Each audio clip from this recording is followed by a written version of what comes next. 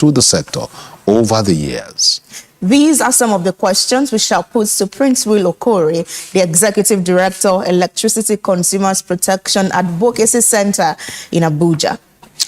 So many questions coming up this morning in our conversations, but don't forget that you can be a part of the program too by simply sending your views and comments to all our social media handles on Facebook, X, Instagram, and YouTube, where you find us at Africa Independent TV, so you can stay up to date with the latest news from all around the world. Talking about latest news from all around the world, we'll now join Kakaaki World News Desk for World News.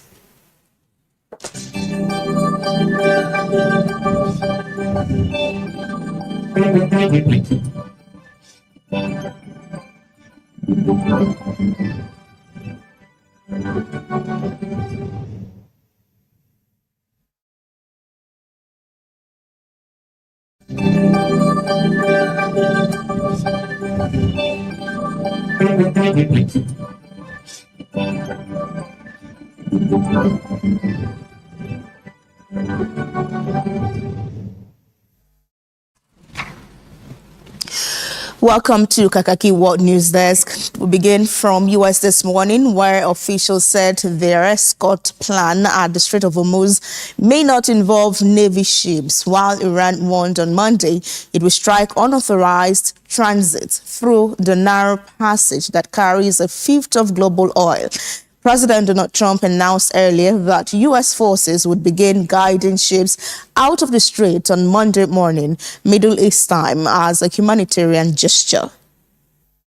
According to a U.S. media report, 2 U.S. officials said the escort initiative may not necessarily involve Navy vessels accompanying commercial ships. However, one official noted that U.S. vessels will remain in the vicinity of the Strait of Hormuz to deter Iranian forces from attacking commercial vessels passing through the area if necessary. The officials also said the U.S. military would provide commercial vessels with information on optimal maritime routes through the strait, particularly regarding channels not mined by Iranian forces.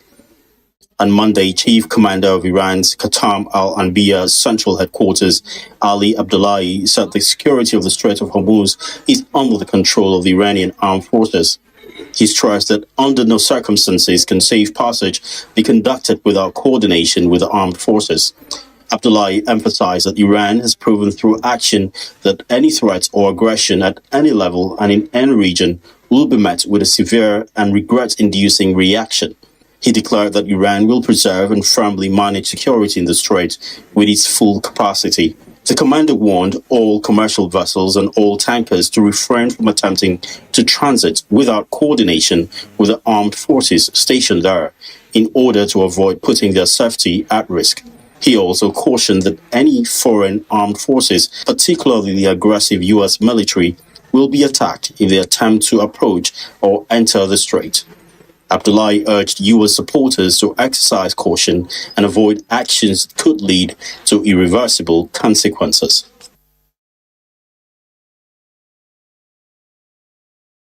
Urges the United States to immediately stop the blockade and sanctions against Cuba, according to remarks made by a spokesperson for the Ministry of Foreign Affairs on Tuesday.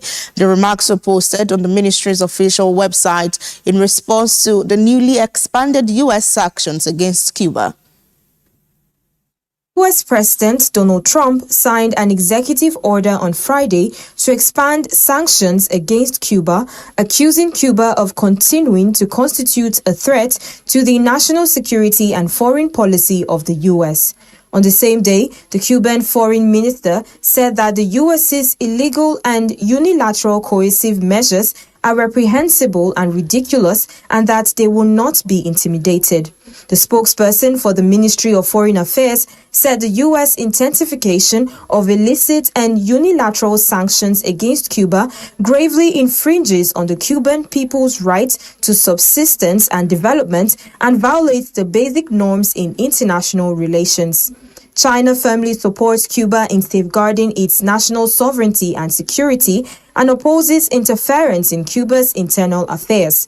China urged the U.S. to stop at once the blockade and sanctions, as well as coercion and pressuring of any form against Cuba. And Sudan has accused neighboring Ethiopia and the United Arab Emirates, UAE, of orchestrating drone strikes on its main airport, describing the assault as direct aggression. The international airport, located in the capital, was hit on Monday, along with military installations in the greater Khartoum area. Recent drone strikes have shattered a period of relative calm in Khartoum, which came after the paramilitary Rapid Support Forces (RSF) was pushed out by the Sudanese military last year. Ethiopia has said accusations that it was involved in the airport attack are baseless. The UAE has not yet commented, but has previously denied involvement in the Sudanese conflict. Sudan has recalled its ambassador to Ethiopia for consultations over the attack. Sudan's army said it had conclusive evidence that the drones were launched from Bahida Airport in Ethiopia. Sudanese military officials first accused the RSF of air attacks launched from inside Ethiopian territory in March. The UAE has in the past forcefully rejected claims that it provides military support to the RSF.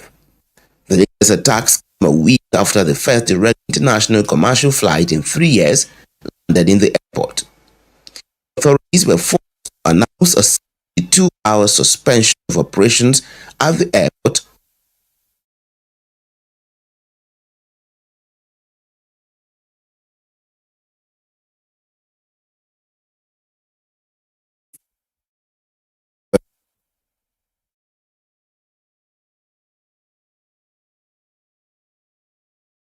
Airport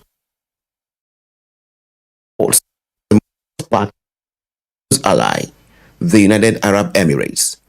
Ethiopia denied the reports, as did the UAE. On Monday, witnesses confirmed that they had heard blasts and saw smoke rising from an area near the airport. The attack is reported to have also caused minor damage to an administrative building. The Information Ministry said the airport would return to operations after routine safety procedures.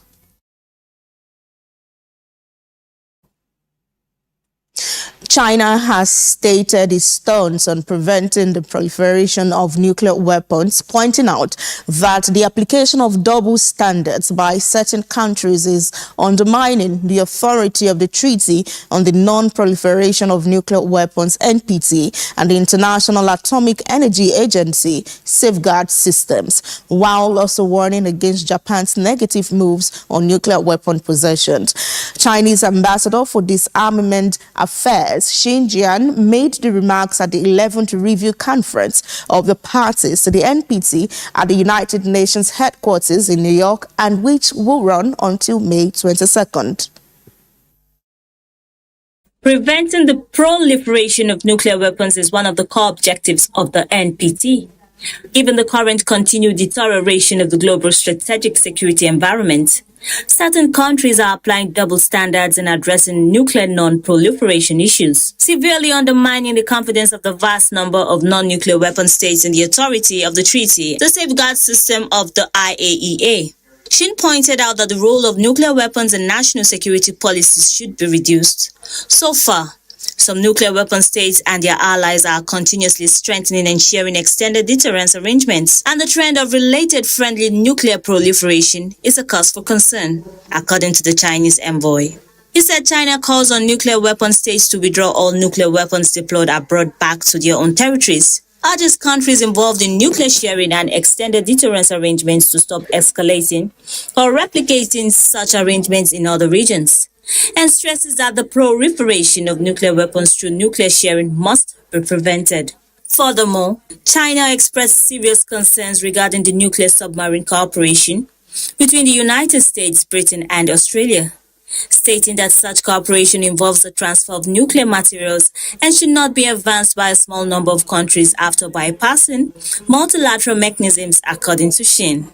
Senior government officials from certain countries openly call for possessing nuclear weapons, which severely undermines the authority and the credibility of the NPT. Shin said in recent years, a series of remarks and moves by Japan on related issues have been particularly worthy of the international community's vigilance. China firmly opposes the proliferation of nuclear weapons, advocates the full, faithful, and balanced fulfillment of all obligations under the NPT, and stands ready to work with the rest of the international community to maintain and strengthen the international nuclear non-proliferation system with the NPT as its cornerstone. As this year marks the 80th anniversary of the Tokyo trials, Russian analysts and citizens are calling on the international community to remember Japanese war crimes and to recall the past to prevent repetition. The International Military Tribunal for the Far East, or the Tokyo trials, convened on May 3rd, 1946, marks the beginning of a historic trial. After 2.5 years of proceedings, the court handed down 25 convictions and 7 death sentences. The Tokyo trials stand as a watershed in judicial history, sending a clear message to war criminals. Aggression is a crime, and justice will ultimately prevail. Russian journalist Andrei Mutazin said the Tokyo trials have not received sufficient attention in school curricula compared to the Nuremberg trials, leaving many people with limited knowledge of the proceedings. He noted that history education has largely focused on the crimes of Nazi Germany, with far less emphasis on Japan's action, including biological weapons experiments in China. Analysts attribute this imbalance to the dominant focus on cases against Nazi leaders of the Third Reich, which received significant coverage in textbooks and media, unlike the Tokyo trials. On public awareness of Japanese wartime atrocities, analysts pointed to 2 key events: the Nanjing massacre and Japan's biological and bacterial experiments on Chinese victims, both widely recognized as crimes against humanity. Mutazin stressed the importance of remembering history and condemning those responsible for such inhuman acts. Sergei Smirnov, a banking employee in Moscow, echoed this view, calling for continued reflection on the past. The spillover effect of the war in Iran has impacted the investment for reconstruction project in Syria. Many reconstruction plans in the country are facing widespread stagnation due to the funding gap, partially brought by the economic impact of the conflicts in the region. According to Assyrian economist Maria Arabia, most projects that started work in Syria are currently stalled or somewhat delayed. A large number of projects remain at the commitment stage, and 99% of contracts have been halted. In the foreseeable future, there is no possibility of resuming operation. Analysts said the military conflicts in Iran are exerting multiple impacts on Syria's reconstruction through energy, logistics, and financial challenges. The disruptions in cross-border transportation and trade routes directly affect the import of engineering materials and equipment. The disrupted supply chains and fluctuations in fuel prices have driven up the construction cost of various projects.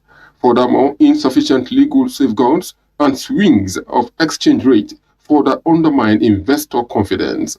Maria said many projects have been suspended or delayed to some extent due to lack of relevant resources.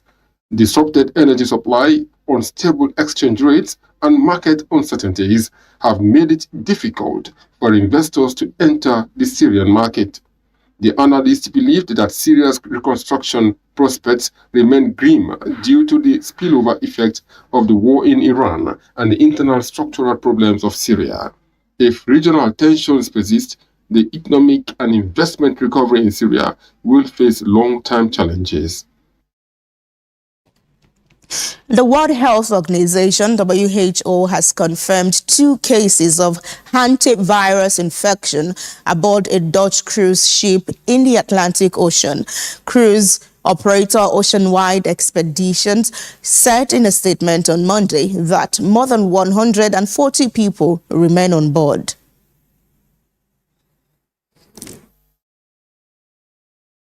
As of late Monday, a total of 7 cases, including 2 laboratory-confirmed cases of hantavirus and 5 suspected cases, had been identified on the cruise ship Honduras, including 3 deaths.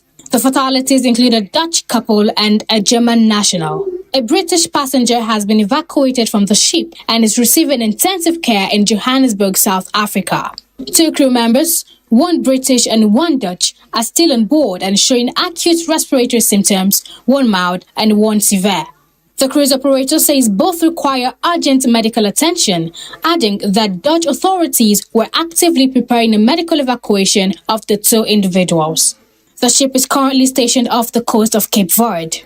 Hantaviruses are a group of viruses carried by rodents that can cause severe disease in humans. Infection typically occurs through contact with infected rodents or their urine, droppings, or saliva, while human-to-human transmission is rare. And the Nigerian Senate has strongly condemned the ongoing xenophobic attacks against Nigerians and other African nationals in South Africa, describing the incident as barbaric, unlawful, and a betrayal of African unity. Lawmakers noted with concern that similar waves of violence recorded in 1998, 2011, 2017, and 2020, and now resurfacing in April 2026, have left many Nigerians displaced, traumatized, and forced to abandon their livelihoods, raising renewed concerns about the safety and dignity of African migrants in South Africa. Our correspondent, Oyedia Urum, tells us more. During deliberations, some senators called for strong retaliatory measures, including the revocation of operating licenses of South African companies in Nigeria. We ask the Minister of Communication of the federal government to revoke the DSTV, which is also a South African company that is cutting away millions of dollars, even abusing, resorting to practices that will not even be accepted in South Africa. And we can take this fight to their territory, if need be. But we cannot sit down and, typical of some of us, lament when these things is happening. They also urged the federal government to intensify diplomatic pressure and take urgent steps to protect Nigerians living in South Africa. We should not take the action of recommending withdrawal of licenses of South African companies yet, because we need foreign investments in Nigeria. The Senate observed a minute's silence in honor of Nigerians killed in the attacks. Well, in the coming days, the Senate is expected to transmit a strongly worded communication to the Parliament of South Africa and lead a high-powered delegation led by the President of the Senate, which will comprise the Senate and the House of Representatives, to express displeasure over the attacks on Nigerians, as well as finding lasting solution to the crisis. Oyeja Orum, the IT News, Abuja. Meanwhile, Nigeria's House of Representatives has also called for immediate diplomatic and economic measures against South Africa following renewed xenophobic attacks that have claimed the lives of Nigerians. The House resolution followed a motion of urgent public importance sponsored by Donald Ojogo and Billy Osawuru, who both expressed worry over the selective attacks on Nigerians, warning that the situation, which has reached an alarming rate, if not checked, could affect Nigeria's ties with South Africa. Nigeria and South Africa have maintained strong diplomatic relations for decades. But recent developments as a result of job shortages in the country is threatening these strong diplomatic ties. Donald Ojogo, while moving the motion, cited recent killings of 2 Nigerians in separate attacks, in separate incidents linked to rising anti-foreigner violence as capable of affecting the cordial relationship enjoyed by both countries over the years. Disturbed at the targeted attacks against Nigerian nationals is a demonstration of ingratitude, especially taking into cognizance the roles of Nigeria in the struggle against apartheid in South Africa. That over 118 Nigerians have been killed. Presently, about 1 Nigerian is killed weekly, while over 200 plus foreigners are killed, maimed with Nigerians. House Deputy Speaker Benjamin Kalu, in his contribution, described the resurgence of xenophobic violence as unfortunate and a crime against fellow Africans, particularly given the historical ties between Nigeria and South Africa. To the South Africans, to remember where our relationship started. To remember when we said no to their oppressions, when we stood firm with them when they were oppressed. The House, among other resolutions, asked the Ministry of Foreign Affairs to take urgent diplomatic steps to halt the killings and ensure the safety of Nigerians residing in South Africa.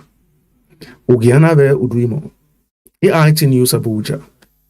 Nigeria's House of Representatives has called on the Inspector General of Police and other security agencies to conduct thorough investigation into the killings in Udege development area in Nasarawa State, which has led to over 70 fatalities and destructions of over 80 houses. The House resolution followed a motion of urgent public importance led by Gaza Jonathan Befui, representing Karo Kefi Kukuna Federal Constituency of Nasarawa State. The House is worried about the continued insecurity in Udege development area, which possesses a serious threat to peace, food security, and socio-economic stability in Nasarawa State and its environment. Cognizant of the fact that the persistence of attacks, despite initial intervention, suggests gaps in security deployment and response mechanisms, and that the humanitarian situation of displaced persons may deteriorate further if urgent and adequate support is not provided. In another motion, directed the National Emergency Management Agency, NEMA, to immediately provide urgent relief materials to victims of Mokwe rainfall disaster, following a motion by Joshua Ghana. Further concerned that the affected victims are currently exposed to harsh living conditions without adequate shelter, food, medical care, and sanitation. The capacity of the local and state emergency response agencies is already overstretched in the face of the magnitude of this disaster. Worried that the absence of adequate preventive infrastructure, such as proper drainage systems and effective urban planning, exacerbates. Committees were mandated to comply with the House resolutions. Fresh political realignment have hit the National Assembly as lawmakers continue to dump the African Democratic Congress, ADC. Through this medium of my resignation from the African Democratic Congress, ADC, and my defection to the Nigerian Democratic Congress, NDC. Is it a problem? I should not have promoted this NDC. I've taken this decision after wide consultations with my family, my constituents and supporters, in view of the lingering divisions in the leadership and unending litigations in the African Democratic Congress. I remain committed to making my contributions towards the development of our dear nation, but this time through the NDC. Please accept the assurances of my highest regards. Yours faithfully, Distinguished Senator Victor Ome OFR. The Chief Judge of Kano State, Justice DJ Aboki, has sworn in Muritala Sule Garu as the new Deputy Governor of Kano State following the resignation of his predecessor, Abdulsalam Gwazo. The swearing-in ceremony was attended by family members as well as top government officials from both the state and federal levels.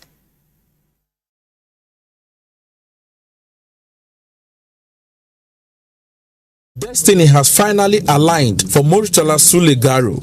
In the 2023 governorship election, he ran as deputy governorship candidate alongside Nasir Gawuna under the platform of the All Progressives Congress, but lost to Abba Kabir Yusuf and his team of the New Nigeria People's Party. However, political tides have shifted. Governor Yusuf's recent defection to the APC has paved way for Garo's emergence, turning a previous electoral loss into a moment of political fulfillment. Today, he takes the oath of office, assuming a position many observers say was only delayed, not denied. Your Excellency, I assure you of my full loyalty and cooperation. I will work closely with you. Governor Abba Yusuf described Garo's appointment as strategic, emphasizing that his experience and political pedigree align with the administration's current priorities. Kano State requires tested leadership, unity of purpose, and political stability, all of which Alhaji Murtala Sule Garo represents. It is expected that his collaboration with Abba Yusuf will bring more dividend of democracy and development to Kano State. Enemona Ocheme, AIT News, Kano. The trial of 6 alleged coup plotters continued on Tuesday, with the Federal High Court playing videos of the 4th defendant, Zakari Umoru, a maintenance worker at the presidential villa, admitting to receiving millions of naira.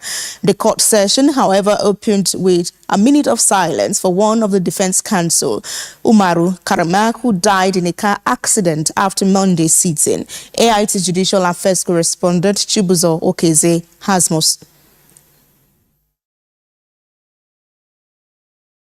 The 4th defendant, Zakari Umoru, a maintenance worker at the presidential villa, took the stand to respond to prosecution claims that he is a key conspirator with those who violently plotted to overthrow President Tinubu's government. In the video, Umoru explained that his involvement began in May last year through one Inspector Ahmed Ibrahim, who he said introduced him to a man he later identified as Colonel Mohammed Maji, all under the guise of giving him electrical-related jobs to handle. In the video evidence, Umoru can be seen and heard telling investigators that he initially believed Maji was a civilian contractor. He admitted to receiving multiple cash payments, including sums between 100,000 naira and 120,000 naira, during meetings at a location known as Tiger Bar in Abuja. He also said he received cash of about 8.8 million, which he deposited in Zenith Bank, followed by another 2 million naira the next day. Umoru, however, insisted that he was never aware of any concrete coup plan and did not knowingly participate in any illegal activity. In a separate video, one of the accused, an Islamic cleric, Sheikh Imam Kashim Goni, denied any involvement in the alleged plot. He stated that funds he received from Maji were strictly from religious and charitable purposes, including prayers.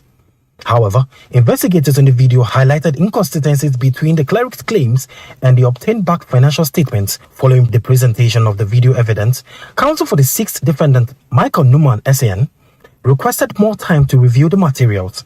The trial judge, Justice Joyce Abdul-Malik, adjourned to May 11th, 12th and 13th for continuation of trial. Chibuzo Okeze, AIT News, Abuja. Still with legal matters, a prosecution witness. Well, we'll bring that story much later. The Minister of the Federal Capital Territory, Nyesom Wike, has urged European Union member states to deepen investment and cultural partnerships with Abuja to drive economic growth and development. Speaking at the EU House in Abuja, Wike emphasized sustained collaboration with the Federal Capital Territory Administration, FCTA, to build a more prosperous capital and nation. The meeting, chaired by the head of European Union delegation to Nigeria and to the Economic Community of West African State, ECOWAS, Gwatia Mignot, brought together EU envoys from multiple countries who engaged the minister on investment prospect and governance priorities. Wike highlighted Abuja's business-friendly environment, pointing to opportunities in real estate, tourism, agriculture, solid minerals, and waste management. He outlined key FCTA priorities, including infrastructure expansion, improved security, and reforms in land administration, while noting alignment with the renewed hope agenda of President Bola Ahmed Tinubu. On governance, Wike cited electoral reforms and growing reliance on legal mechanisms as signs of democratic progress. He acknowledged ongoing security challenges, but assured continued investment in intelligence, interagency coordination, and technology to address insurgency and other threats, while reaffirming commitment to economic reforms and social welfare programs.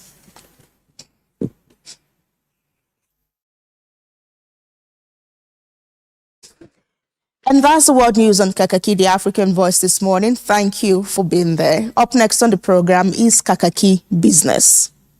Welcome to Kakaaki Business. Consumer prices in Switzerland increased by 0.6% year-on-year in April 2026, accelerating from a 0.3% rise in the previous month. It is the highest reading since December 2024, mainly driven by higher costs for housing and energy, recreation, sports and culture, and restaurants and hotels, while prices rebounded in clothing and footwear, and transport and insurance and financial services remained steady at 1.2%. In contrast, prices fell for food and non-alcoholic beverages, health and other goods and services. On a monthly basis, the CPI rose by 0.3%, below expectations of a 0.4% increase, but accelerating from March's 0.2% gain.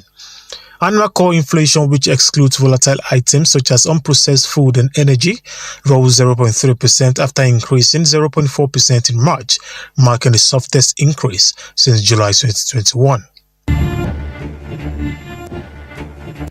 Meta Platforms will expand technology safeguards for teen accounts to 27 European Union countries and to Facebook in the United States, the US tech giant said on Tuesday, as it seeks to fend off criticism regarding its efforts protecting teenagers online. Tech companies are coming under increasing pressure worldwide to come up with age-checking measures over mounting concerns about online abuse, teen mental health, and the spread of AI-generated child sexual images. Meta last year rolled out technology to proactively find accounts they suspect to be teens, even if they list an adult birthday and place them in teen account protections. It also detailed its use of advanced artificial intelligence to detect underage accounts beyond simple admission of age. This includes using AI technology to analyze the entire profile for contextual clues to determine if an account likely belongs to someone underage, and strengthening circumvention measures to prevent new accounts from users Meta suspects are underage. The U.S. Customs and Border Protection Agency has said it now estimates the first electronic refund from U.S. President Donald Trump's tariff deemed illegal by the Supreme Court will start as soon as May 12, a day later than earlier estimates. Up to $166 billion of CBP collections from Trump's tariff imposed under the International Emergency Economic Powers Act are subject to CBP refunds. In a court of international trade order last week, the agency was expected to start refund around May 11. No reason was given for the date change. The now estimated start date for automated clearinghouse payment was disclosed in a message to shippers announcing the availability of status reports that allow claimants to monitor the processing status of their refunds. Hong Kong's economy expanded 5.9% year-on-year in the first quarter of 2026, comfortably beating market expectations of 3.5% and accelerating from an upwardly revised 4.0% in fourth quarter of 2025, according to preliminary estimates. It marked the strongest economic growth since Q2 2021, supported by expansion across domestic and external demand. Household consumption jumped to 5% from 2.5% in Q4 2025, while government spending increased to 2.9% from 1.5%. In addition, gross fixed capital formation surged 17.7% compared with 11.7% in the prior period. External trade also provided a significant boost. as export of goods jumped to 23.8% from 15.4%, while import climbed to 29.9% from 18.2%. On a seasonally adjusted quarterly basis, GDP grew to a 5-year high of 2.9% compared with an upwardly revised 1.1% in the preceding quarter. Nigeria's private sector sustained its recovery in April 2026, with the Nigerian Economic Summit Group reporting a slight uptick in its Business Confidence Monitor Current Business Performance Index to 102.1 points. This represents a modest rise from 101.2 points in March, extending the streak of business expansion to 4 consecutive months. Despite this progress, overall business conditions remain weaker than a year earlier when the index stood at 112.3 points in April 2025. The data shows that while business activity continued to grow, driven by improvement in key sectors, performance still lags behind last year's level. Sectoral trends were mixed, with agricultural and non-manufacturing sectors underpinning growth, while the manufacturing sector slipped back into contraction. And that's Kakaaki Business.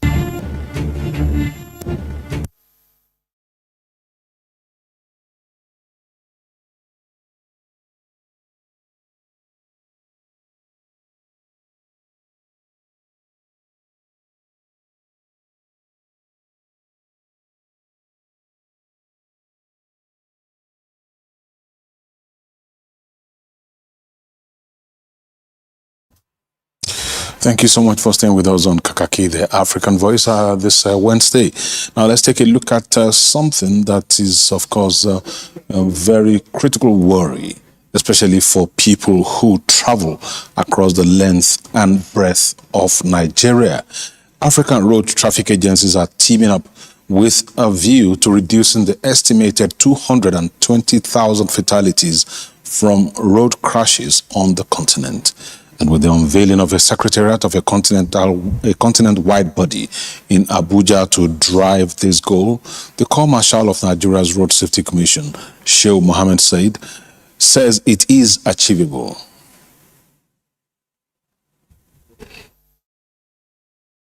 Despite having only 50% of the global population and just 3% of the global vehicle fleet, Africa has a high proportion of fatalities from vehicular accidents. Almost 20% according to data by the World Health Organization.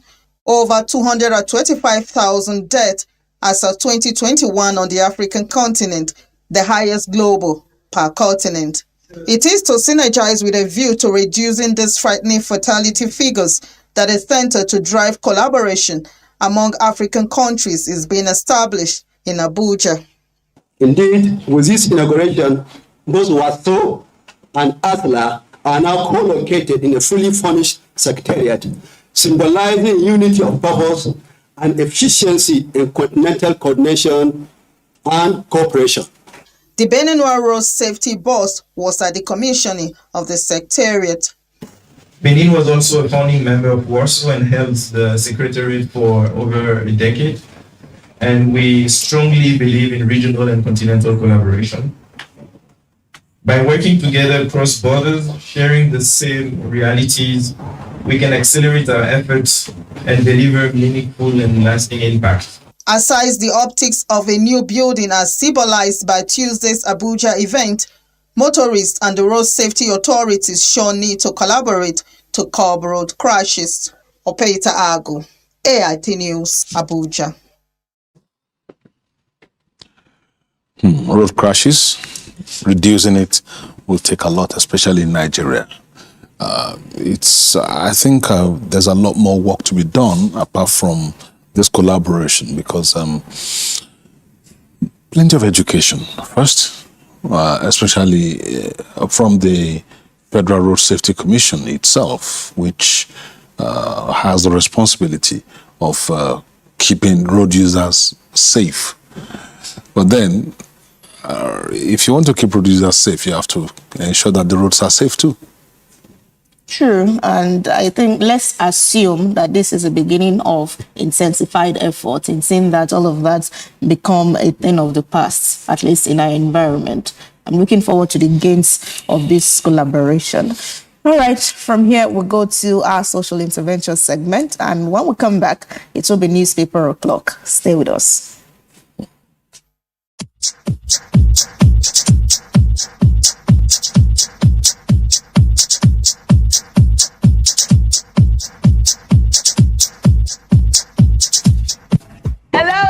And welcome to Get Fit in 60 Seconds with Jolly Phillips. Now, everyone has 60 seconds in every day to spare. So if you're ready, let's go! Hey, welcome back. So we're doing the forward and back now. This one we're focusing on the upper body, really. So forward, in front of the face, and behind. Let's go. And behind, let's go. That's it. Working those arms, working that back. Very good. Make sure your body is as tall as a pencil. Don't bend, don't slouch. Keep it going. Working those arms. Awesome. Arms, shoulders, deltoids, lats, everywhere is being hit right here. Awesome. Reach all the way up to the ceiling. Abs super tight as always. Good job. Try not to move your head. Get your hands behind your head. Maneuver. Yes, that's it. That's where the work is. Ooh, you can feel the burn in the arms. Gosh. And the shoulders. Oh, that burn is intense. Awesome. Keep going. How many seconds left? 5, 4, 3, 2, and time. Well done. Well done. I hope you had a great workout. Anyway, what I need you to do is to follow us on Instagram at Alpha Fitness Studios and subscribe to our YouTube channel, Alpha Fitness Studios, for free workout videos, free dance videos, sales and promos, and make sure you join us at the gym, Alpha Fitness Studios in Lekki Phase 1 next time you're in Lagos. So until the next time, bye-bye.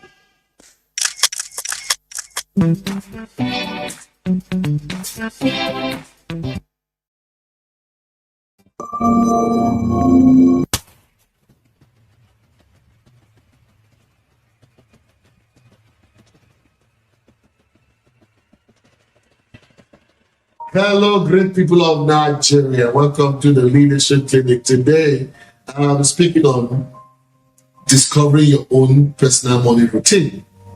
How you start your morning determines how you live your day. Leaders don't stumble into their day. You know what they do? They design it. They win the morning, and the morning wins the day.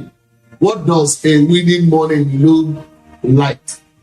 Let me describe it for you. First thing first is that you wake up at a consistent time. Imagine waking up at a particular time every morning. You are waking up same time. Your body thrives on rhythm. Pick up a time and stick to it. Even on weekends, second, avoid your phone for the first 30 minutes. And a lot of us wake up first thing in the morning, including some of us. What do? We pick up our phones first. It's a challenge that we're dealing with. But the truth of the matter is that we can, the next 30 minutes as we're waking up, keep our phone. Don't even touch it. Don't let other people's priorities hijack your focus, because you have even gotten out of bed.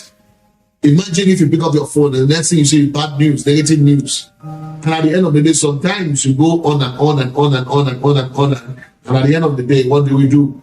We don't have the capacity to set an agenda that we really want to set for the day. The third thing that we do is that we must feed our mind after our prayers or our exercise, or we must read a journal or do something that is significant.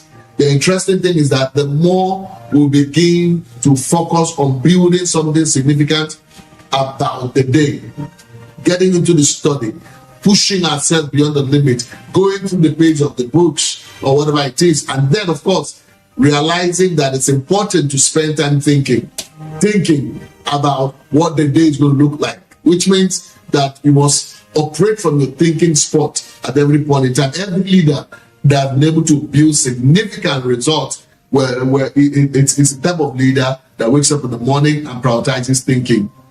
And the interesting thing is that if you make up your mind today that nothing is urgent, that you choose to prioritize your day by choice, and once you are able to do that, then you can control your money, then you can control your day, and then you can control your life. Most successful people that I know, they have learned these secrets. The secrets of ensuring that we design our day, and then we begin to execute the priorities of what we want to see our day look like. The moment you're able to do that, then you can build a sustainable day that works. And each sustainable day that works is a prerequisite for the success that will come our way. Great people of Nigeria must remember, if a man doesn't have a purpose waking up, sleeping becomes interesting.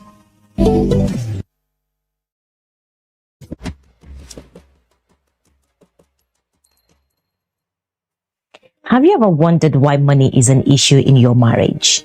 Money is already a tricky issue of itself, but it multiplies 100-fold when you're married.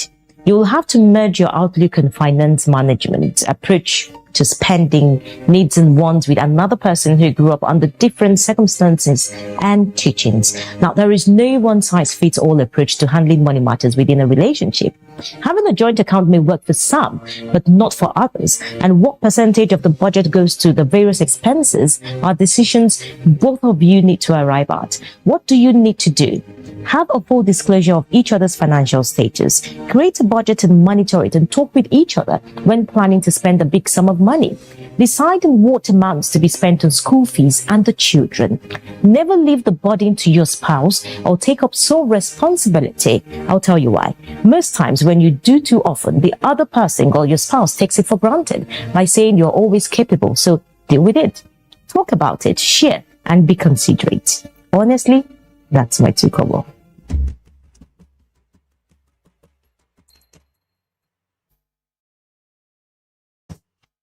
Get ready for a bold new chapter in political discourse. This month of May, the conversations that matter most are stepping into the spotlight like never before. Political platform, the hard-hitting, no-holds-barred program you have trusted on Ray-Power Radio is making a powerful move to television. Starting May 4th, 2026, tune in to Africa Independent Television, AIT, as political platform debuts on your screen, bringing deeper analysis, sharper debates, and the voices shaping our nation's future right into your screens. From policy and politics breakdowns to real-time discussions with key stakeholders, this is more than a program. It is where opinions are tested, truths are uncovered, and the people's voice is heard. Join seasoned hosts and expert guests as they tackle the issues that define our democracy. No filters, no distractions, just real talk. Political platform now on AIT, 9 to 10 a.m. every weekday. Premieres May 4th, 2026. Stay informed, stay engaged, be part of the conversation. In today's global economy, information is everywhere, but insight is rare. Because of the high rate of fuel, the cost of commodities, cost of everything in this country is high. This is unacceptable because Nigerians cannot be made to suffer every time. So, where do you turn for clarity? The right questions. What is in need for Nigerians? Let's really break it down. Income strata wise, revenue strata wise for companies. What are some of the inhibitions that are not making trade work for all? The real answers. Stimulus package must take a different shape beyond what we have seen in sharing of rice, sharing of money. Nancy brings it to you on Moneyline with Nancy. Good morning, everyone, and welcome to Moneyline with Nancy. Clear, well-researched conversations focused on what truly impacts you. Is it that we don't know the number of MSMEs we have in the country, or we don't know where they are? I don't think we can identify 40-something million MSMEs. It's a people and as a country. Nigeria has the policy framework in place to be a leader on this approach. You can make farmers bankable. Moneyline with Nancy now airs 10 a.m. to 11 a.m. Weekdays, live on AIT and online. If it matters to the economy, join us.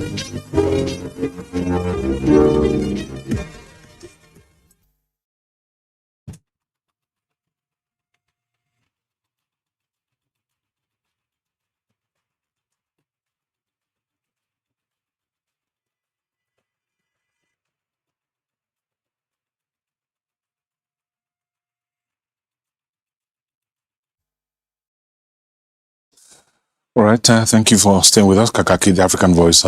Moving on to into the next gear now. It's 7:01 already. And you know, time for the newspaper review on the program. We have with us this morning Dr. Yobosa Wugaren, the nation's capital editor of these day newspapers, joining us live in the studio. We hope to have Simon Rifusa join us virtually in a matter of minutes. You are the one we have here. Good morning. Good morning. We see him when we see him. Yeah. You're back from your annual leave. Yes, I am. Hope you enjoy yourself. I did. I wish I had more. Welcome back. Thank you. It's good to be back, really. All right, let's take a look at what the papers have for us this morning. Okay, we start from Daily Assets this morning. It says, NAS rises against xenophobia, seeks protection for Nigerians abroad.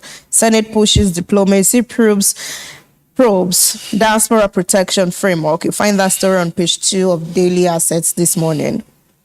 Now let's go to the next paper, which is this Nigeria. It has the same story, but the headline is cast in a different way. Xenophobia, enough of the nonsense. And the writer says senators decry attack on Nigerians, describe act as barbaric. One of sanctions set up joint committee to raise issue with South Africa. Page 4 is where you'll find that story in the newspaper.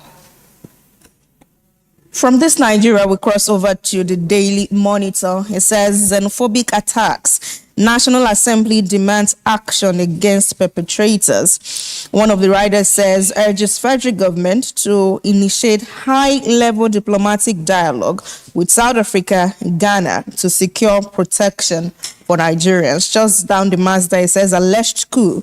I was deceived by co-suspect, presidential villa worker says. Let's go to the Daily Sun now. Its own top story is political, and it goes this way. Aftermath of Peter Obi's exit, mass exodus hits ADC. Riders, very interesting. 17 reps dump coalition party for NDC. Akpabio pronounces opposition party dead. Details of that story you'll find on page 6 of the paper. So the blueprint now, it says Abaribe, Umei, 18 reps, compound ADC's woes. NDC, APC benefit from lawmakers' mass defection. Another writer says coalition dead on arrival, says Akpabio. From there we go to the leadership newspaper. Its own top story says defection wave hits ADC as 17 reps leave party, join ADC. Another ADC rep moves to APC. Senators Hanga Ume defect to NDC. Abaribe joins LP. And you'll find that story on page 4 of the paper. All right, let's see what Daily Newscraft says. 2027 presidency, ADC crisis deepens as party settles for Atiku. First writer says 2 senators, 17 rep members dump party over ticket. Second writer says as INEC opposes move to deregister ADC. Senate presidency. New rule shuts out senators without ranking status from 2027 race. That's the lead story on the front page of the Observer's Times this morning. And the writers say leadership race restricted to tested and trusted hands. Tested and trusted, of course, in parentheses there, inverted commas, open and close. Senate insists amendment defends the red chamber's integrity. All right, details of that you'll find on the inside pages of the paper. Okay, we go to the National Assembly still. New Telegraph, it says 11th Assembly presiding officers positions. New rule shuts out Uzodimma Oshomole, others. As Senate tightens eligibility, aspirants to have served at least 2 consecutive terms immediately preceding nomination. For details of that story, kindly check pages 2, 3, and 5 of New Telegraph this Wednesday. And from the New Telegraph, we'll go to the Authority. Its own story is completely different. Defamation. Court orders Serap to pay 101 million naira to 2 DSS operatives. That's the top story, and details flows from page 1 of the paper onto page 2. Let's now see how Al Jazeera Nigeria midweek takes us. It says, alleged coup, how I received 100 million naira, others. Villa worker tells court. Details of that story is on page 9 of Al Jazeera Nigeria midweek today. And looking at the Standard Times this morning, Tinubu meets global investors in France, highlights reform agenda. Of course, there's a picture story there of the president taking that photograph with the global investors right there in France. All right, we have same story and same picture on the Business NG, but it says businesses in Nigeria raise prices to 16-month high amid fuel cost surge. The last paper we have this morning, the Nigerian News Direct, talks about prices too, says pricing gaps stifle domestic crude supply as refineries receive 46% allocated volumes. That's according to a report. So that's the last paper we have for you this morning on the segment. Now let's come over to Dr. Wogaren, who is here with us to look at the issues. Now, Yobosa, let's look at this one. Mass rises against xenophobia seeks protection for Nigerians abroad. Daily Asset, This Nigeria, and Daily Monitor are those papers that have it that we have here this morning.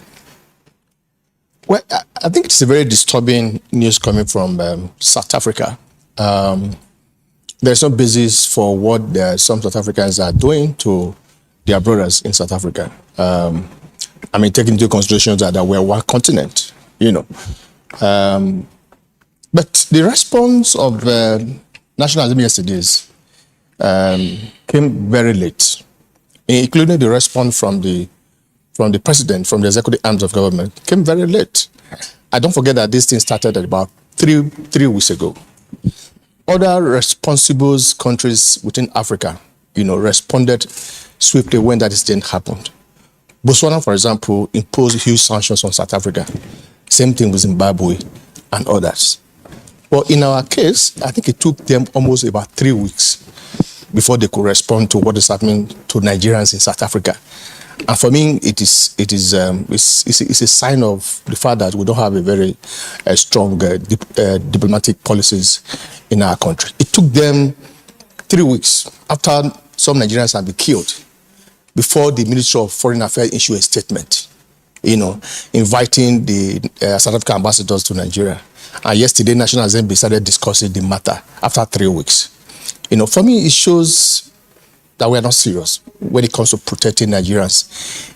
I mean, within and outside the country. You know, I'll give you an example. Okay, for example, what is the response? One paper reported that National Assembly or Senate move against South Africa. There was something like that. It was only Oshomole from Edo State that spoke. And that is what Oshomole said was not the resolution of the National Assembly. And you can't say that the National Assembly move against xenophobia attack in South Africa. It was one man response. And at the end of the day, what they resolve? They resolve to send a delegation to South Africa that will be led by the Senate president. What kind of diplomacy is that? What kind of diplomatic response is that? As far as I'm concerned, we don't have anything to gain from South Africa. They have huge to gain from us in terms of business transactions. You know, going to South Africa to go and work, to go and dialogue, or to go and probe. For me, that is not a good diplomatic response to what is happening to Nigeria. We needed to send a very strong message to South Africans that what they are doing is criminal, it is barbaric, and is unacceptable to us. Unfortunately, we have not been able to send that strong message to South Africa. So we are going there to beg them to stop killing Nigerians or what. Other countries send a strong message to them. For example, Botswana, who has a boundary with South Africa, cut off power supply to South Africans, to some of their communities around their border, because they were supplying them electricity. They cut off electricity supply to South Africa almost immediately. Zimbabwe, the same thing. Now we want to spend our hard-earned money to send delegation to South Africa to go and beg the president or what? And for me, I think that is uncalled for. It is not necessary. We need to send a very strong message to them, like Oshomole suggested. Those are some of the response that we need to send to them, that what they are doing to Nigerians there is on sending the delegation to go and beg them. It is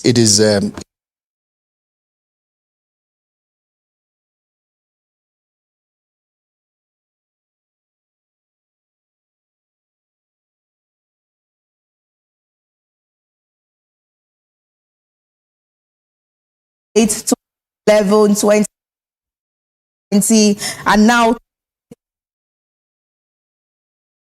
as we hear here in the studio, Oshomole spoke about it yesterday, and for him, a tit for tat would rather be the case. He's saying that we have to withdraw the licenses of MTN, for example, as well as DSTV, since it's business for business. Should that be the way to go? Can that pass for a decisive action?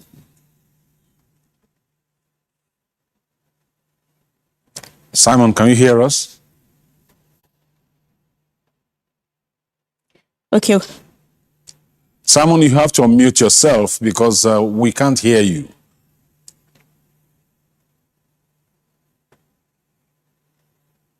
Simon, can you hear me? Yes, we can hear you now. Okay. So go ahead. Okay. No, I have not heard what she said. Can she repeat the question, please? All right, we're talking about the National Assembly's decision to send a high-level delegation to South Africa. That's their measure now, but we've reviewed that part here. We're asking as a follow-up, tit for tat, as Oshomole is advocating, would that be the case? Well, I don't believe in this tit for tat advocacy. We have to look at the issues. We have over 500,000 Nigerians that are not documented in South Africa. And because of the economy downturn in South Africa, the citizens have protested. What they are talking about is their jobs are being taken away and many other things, one of their complaints. But if we need to be very, very careful, because we know there are some South African companies that have been, that are working and providing some services to our country, especially the MTN, even though people have alleged it's at a cutthroat prices. But honestly, I do not subscribe to the idea that we deploy a tit for tat method in dealing with them. We have to look into the issues critically. We have to follow the way of diplomacy, because it is only when we do that we'll be able to get to the nitty-gritty of the issues. So my advice is that though we may be prone to react, in terms of retaliation, but again, we have to be mature. We have to be circumscribed to ensure that we operate within available diplomatic channels. I will appeal that the issue of undocumented Nigerians living in South Africa be looked into. And if we do that, we should be able to resolve certain of those matters. And then not simply to embrace because, oh, they've killed 2 Nigerians. Of course, it's condemnable. No one should support that. But again, we should not allow sentiment. We should not allow the anger of the moment to overtake us and do something that we shall regret later. Thank you. Well, Simon, I'm going to stay with you. The question that Rena tossed your way this morning indicates that it's not the first time that this is happening, especially when we talk about Nigerians being attacked and killed and their businesses destroyed in South Africa. So if you say tit for tat will not work, of course, an eye for an eye will make all of us blind. Diplomacy doesn't seem to have scored any point in this case. So do you still think we should be going the diplomatic route alone? Just solely diplomacy?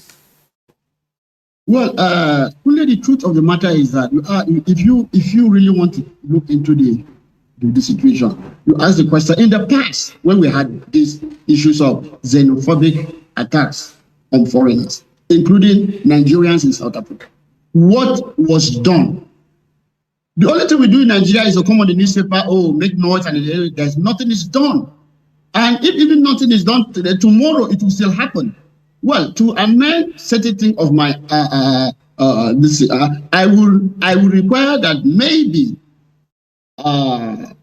companies, South African companies, especially MTN and others that are operating, we should be able to exert some kind of pressure on them, and then they ask them to do certain things that will make the South African government know that, hey, certain of their citizens operating in Nigeria are under threat of what I may call economic blockade, even if it's on a temporal measure. But the whole idea, I don't understand. Should we now, because we want to retaliate, ask all the South African people that are living in Nigeria to go home? No. We should also note that the role of Nigeria in the overthrowing of the apartheid government was notable. They did a lot of work. But again, we should also look at those things that have tended to make South Africans see Nigerians as people that are simply coming for refuge. If you want to go to somebody's country, you need to document your stay. Of course, I know there has been kind of overreaction by the people. We've seen the South African police doing nothing as Nigerians and Ghanaians are being harassed. Is condemnable, but then I still believe we could still use the diplomatic channels. Instead of simply doing one thing off and then nothing is had. Let's put concrete milestone. Let's try to see what can we do to resolve this matter. But the idea of bringing back undocumented Nigerians back to their country is very, very important. All right, Simon, thank you for that. I know you want to have another bite at the cherry here, but I'd like you to look at it from this perspective. He talked about Nigeria's contribution to to chasing away the apartheid regime in South Africa. And I'm wondering, people like Dr. Thabo Mbeki are still around, aren't they? And these are some of the people who actually had asylum in Nigeria. Scores of South Africans were educated in Nigeria on scholarship by the Nigerian government. Nigerian civil servants had at a point to give some, I think 2%. Even students contributed money back then. And all of these are things that could have played into all of these issues. Because when you are looking at the killing, undocumented Nigerians, yes, there are undocumented Nigerians everywhere in the world. Is killing them the solution? Yeah, just like there are also undocumented South Africans who are in Nigeria. I know so many of them who are also living in Nigeria. You see, I listen to what Simon Rafe is saying. I think we should not misuse the word diplomacy here. Diplomacy it doesn't have to do with dialogue or to go there to go and beg South African government to ask the people to stop killing Nigerians. For me, that is not diplomacy. There are several diplomatic approaches you can use. Maybe those of you who study politics, there's military diplomacies, there's economic diplomacies that you can employ, to also respond to what is happening to Nigerians in South Africa. And that's exactly what other African countries who are also feeling this barbaric action of South Africans are doing. That's exactly what they are doing. All right, let's talk some more politics now. We'll go to Daily Sun, Blueprints and Leadership. The story they have this morning: mass exodus hits ADC. The Blueprints writer will say NDC, APC benefit from lawmakers' mass defection. And the second writer there says coalition dead on arrival. That's Akpabio talking there. Well, I think you will not blame those who are leaving the ADC because I remember when ADC was formed, when the coalitions, was strengthened some weeks back. The hope was that it would be a platform for opposition to also engage the ruling party in the APC.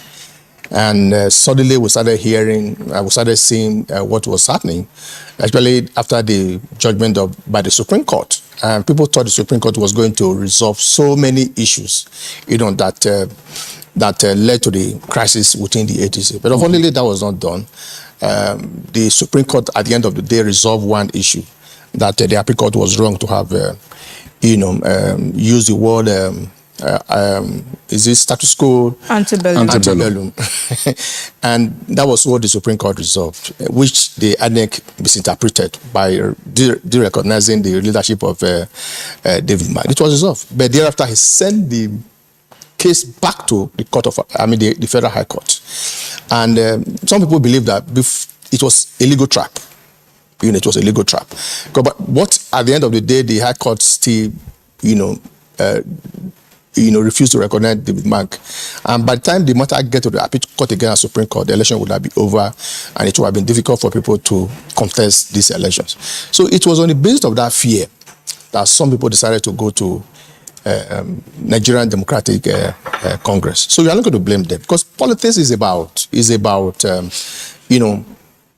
it's about aspiration, and people were looking for a credible platform to use for these elections. Even those who are complaining that Peter Obi is moving from one party to another, even within the ruling party, the current president of Nigeria has also moved from several parties. He was in SDP, from SDP he moved to AD, from AD he moved to AC, from AC to ACN, from ACN to APC. Was President Tinubu in the SDP as it is today, or the SDP of 1992? No, we were just historicals. Strategies of Tinubu's movement from one party to another. Oh, okay. But what I'm saying is, since 1999, how many parties has he been in? Yes. From Alliance for Democracy? He started with AD. Yeah. From AD to AC. From AC to ACN. From ACN to APC. That's 4 political parties. 4. So those who are accusing Peter Obi might not necessarily know. So the point I'm making is that people will leave party, especially when there is a crisis within the party, because it's like people, somebody going for maybe you are going for a wedding ceremony as one of the how do I say it now?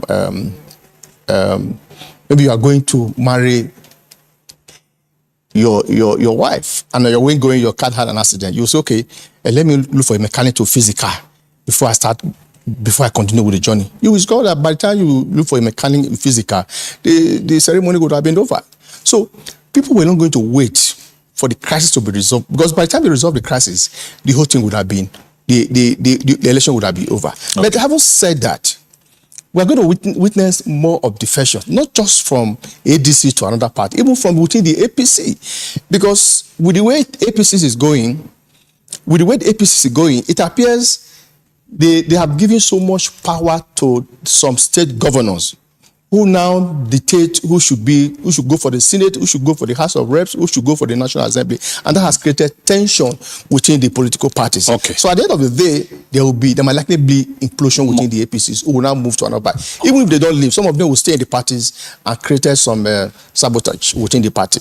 So unless the national leadership of the party move very quickly to resolve that matter. There is tension everywhere in all the states. And people, if you are giving the impression that it is only the government that will determine who should be senator, House of Reps, or House of Assembly, then there's a problem within the internal democracies of our political parties. Not just within the party, but democracy as a whole. We'll have 4 days to the May 10, which is the deadline for party registration submission to INEC. Well, we're going to bring in Simon. Yes, Simon. It's 4 days to the May 10 deadline. And you listened to what Yobosa just said. This mass exodus hitting the ADC.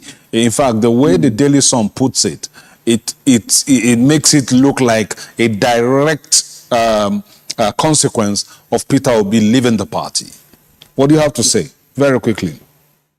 You see, the sad thing about all this is people gives Peter Obi one kind of a status that is able to do so many things. And now, if we all believe that Peter Obi will do something, or he's a great politician that can mobilize, he should have simply stayed to the ADC or convince others, let's go out and then do a mass rainbow coalition of opposition. Now, I have expected that the 2027 presidential poll will be a two-horse race.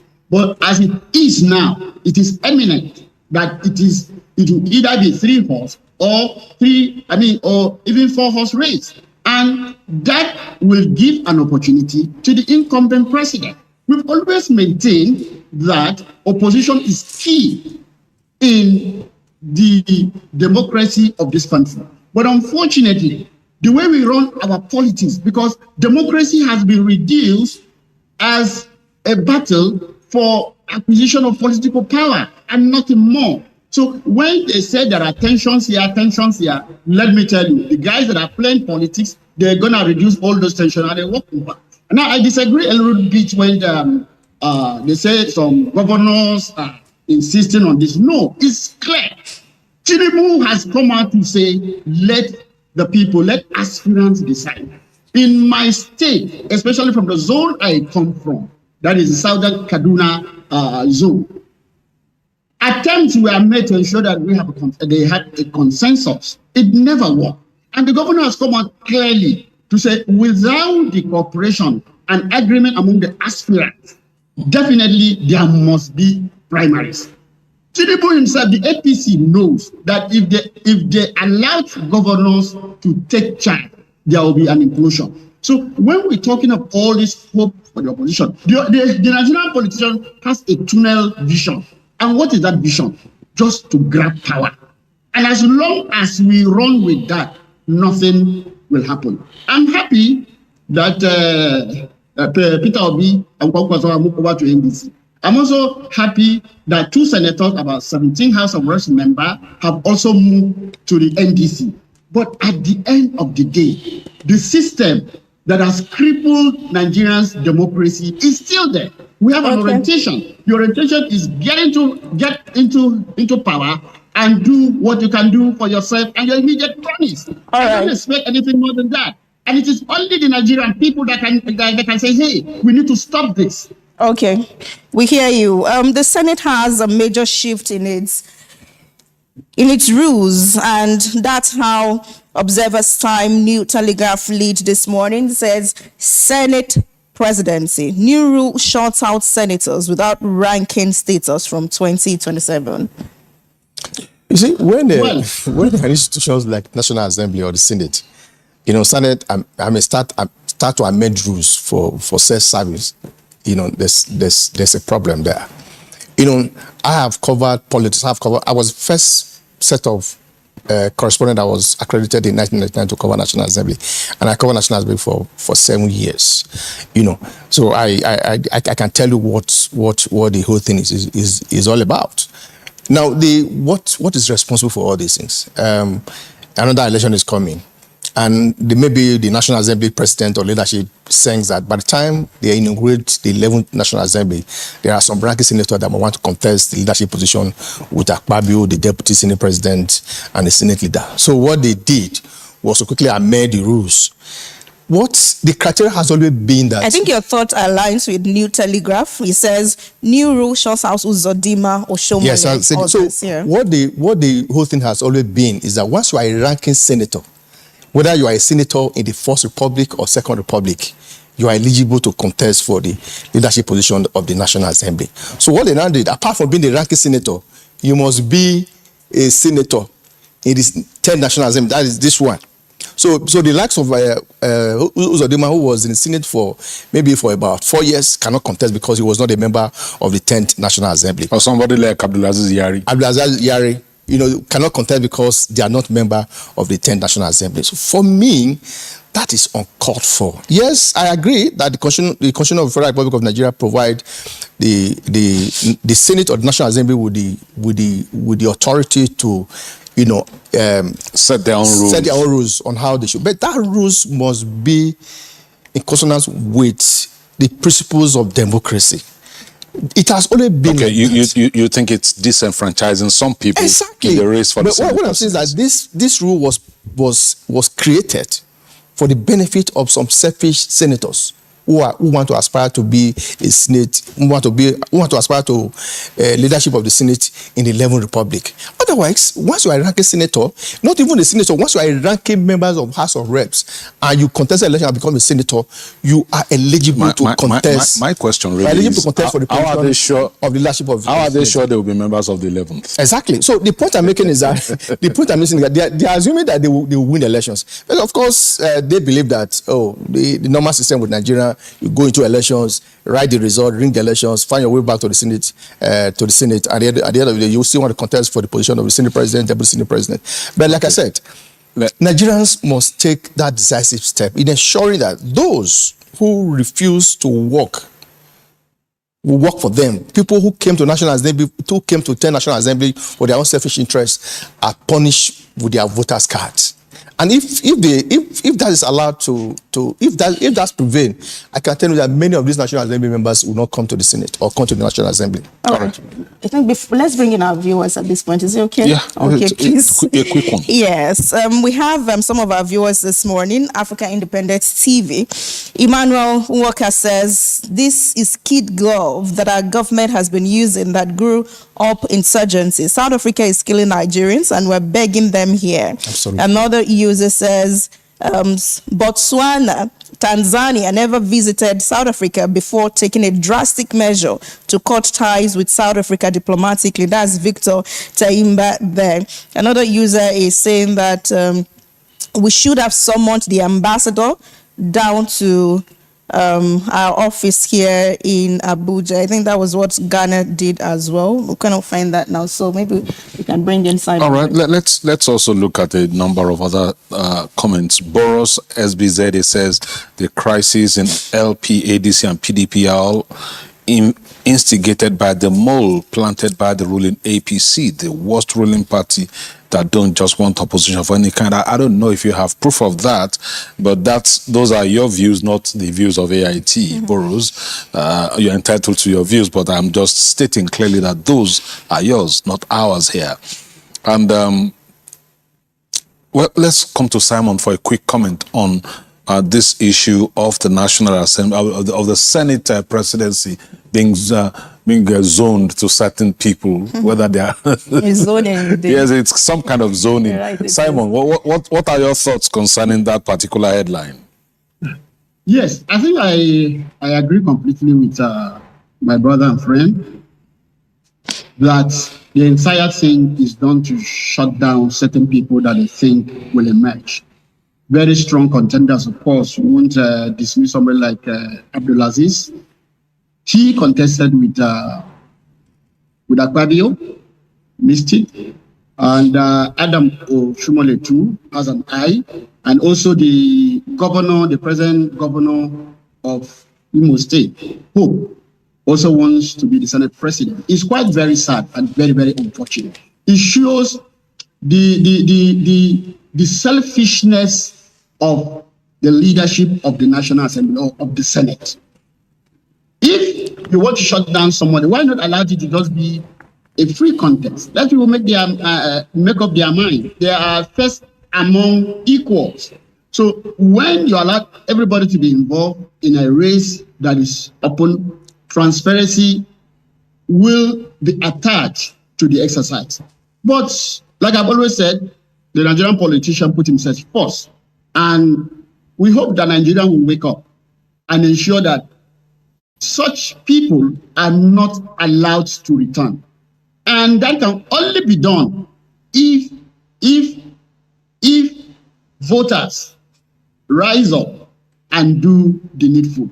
So I'm not I am not surprised at what is happening in the Senate today because they have turned it into a mere extension or the extension of the living room of the executive. And I have the hope that Akpabio will not return as Senate President. That one, I'm sure something will definitely happen because the Senate under his leadership has betrayed the cause of the Nigerian people. He has never stood for the Nigerian people, and I'm very, very sure when the time is right, action will be taken and he will cease to be as the Senate President next time in 2027. Okay, we can take that from Simon Nostradamus Reef Musa this morning. Thank you so much, Simon. Thank you for your comments this morning. Well, we have to go now. Thank you very much, Yobosa. Okay, I'm told that we have a few more minutes, so we can just take one more. Let's take a look at one more story here now before we go into our first conversation, and that's coming from the Business NG, which says businesses in Nigeria raise prices to 16-month high amid fuel cost surge. Yobosa, you live in Nigeria, even though you do a lot of traveling. Yeah. So, as a journalist, you travel a lot. When you look at this headline, for instance, it raises certain concerns. What are your concerns concerning this? Well, unfortunately, that's the reality in the country today. The newspapers captured exactly what is happening in Nigeria today. But to be fair to government, even though there were certain policies that introduced, that also compounded the problem. To be fair to the government, what is happening in Nigeria today has to do with the global crisis that we have especially in the Middle East, and that led to the rise of crude oil in the global market. So every country is feeling the impact of that global crisis. But what other countries are doing, they are taking necessary steps to ensure that they're pushing the effect of that global economic crisis. Whether Nigeria is doing exactly the same thing is something that is debatable. Some people agree that yes, they may be doing something, but what they are doing is not really addressing the situations that we have in the country. Go to the market, go to anything you want to do. If the cost of things has gone very high, because what I would like it or not, energy determines so many things, and once the cost of production is very high, those who are producing will also want to transfer the consequences of that to the final consumers. I think that's exactly what is happening. So I agree that the businesses in Nigeria raised prices to 16 months high, as a result of the cost of fuel in the global community. But like I said, the government must do more to make sure that they cushion the effect of what we are experiencing in Nigeria. We can make some intervention. Nobody is saying that they should bring back the fuel subsidy, just like somebody who are canvassing. But there should be a deliberate and sustained effort on the part of the government to address some of those policies and issues that directly affect the people, so that we begin to reduce the effects of the economic crisis that we have in the global communities. Other countries are doing that. They are making direct intervention to the people, to the ordinary people. I'm not talking of the big men, the politicians who spend government money, unlike you and I, who have to wait for at the end of the month to get salaries before we can do something. So they should make a direct intervention to the poor, so that they begin to cushion the effect of what we are experiencing in Nigeria today. All right. Again, we're bringing our viewers watching us live at African Independent TV on YouTube. Emmanuel Eje says the president should direct the Minister of Foreign Affairs to convene an emergency meeting with the South African ambassador. The meeting should aim to reach the following resolution. Number one, the suspension of South Africans residing in Nigeria, along with the immediate suspension of business relations between both countries. Also, Jude Victor says, is moving from political parties a crime? If yes, why did your Tinubu move and even supported Buhari that moved severally? Stop ranting here. there is nothing wrong in moving from party to party. And Femi Sheyi says, why can't Obi flag a new party after the 2023 election when he galvanized a very strong organic movement? This shows to me lack of foresight and decision making. Those are some of your thoughts coming in to our YouTube channel live chat at Africa Independent TV. Simon is getting a few knocks this morning, actually. Yobosa too. So Yobosa, some knocks, but you see, they will have to read whatever you do, people will have their own views of what you do. That's the purpose of feedback. Please, can I say something here? People might not agree with you. Yes, Simon, go ahead. Yes. When the fuel subsidy removal was implemented, we knew this is all what would happen.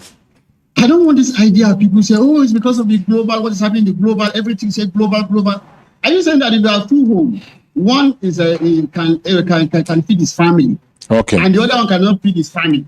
You now say, no, it is what is happening in general. No, what I believe should be done is that government should have set up machinery in doing certain things. One, electric buses. We've seen in West African countries where buses were purchased, electric buses were just purchased and used. They don't need fuel. So we ask the question, why did not the federal government try to see what they can do on that? We simply said, oh, it's supposed to be, okay, let's have the CNG buses. Where are they? How many are they? What impact are they making? All right, Simon, I think your point is taken because we must go now. We've stolen quite enough time from the next segment. Thank you very much for your time and your insight this morning. Simon Arif Musa joining us virtually. Dr. Yobosa Ugaren, thank you so much. Have a great day. Thank you. See you again soon. Thank you. All right, we'll take a break. We'll come back and start with our first conversation. Stay with us. It's now break online.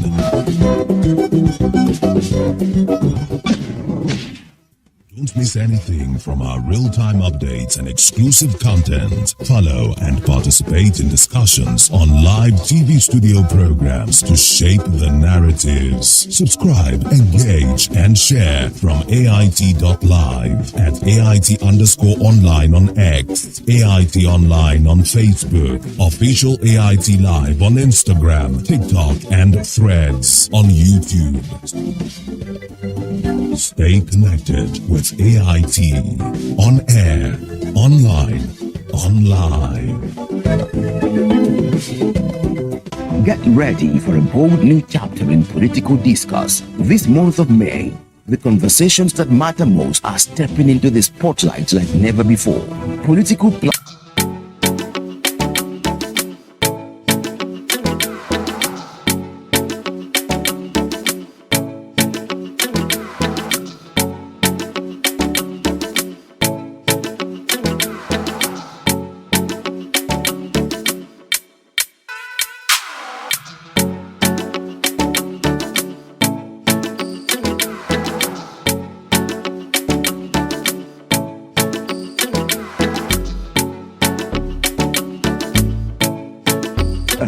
uncovered and the people's voice is heard. Join seasoned hosts and expert guests as they tackle the issues that define our democracy. No filters, no distractions, just real talk. Political platform now on AIT 9 to 10 a.m. every weekday. Premieres May 4th, 2026. Stay informed, stay engaged, be part of the conversation.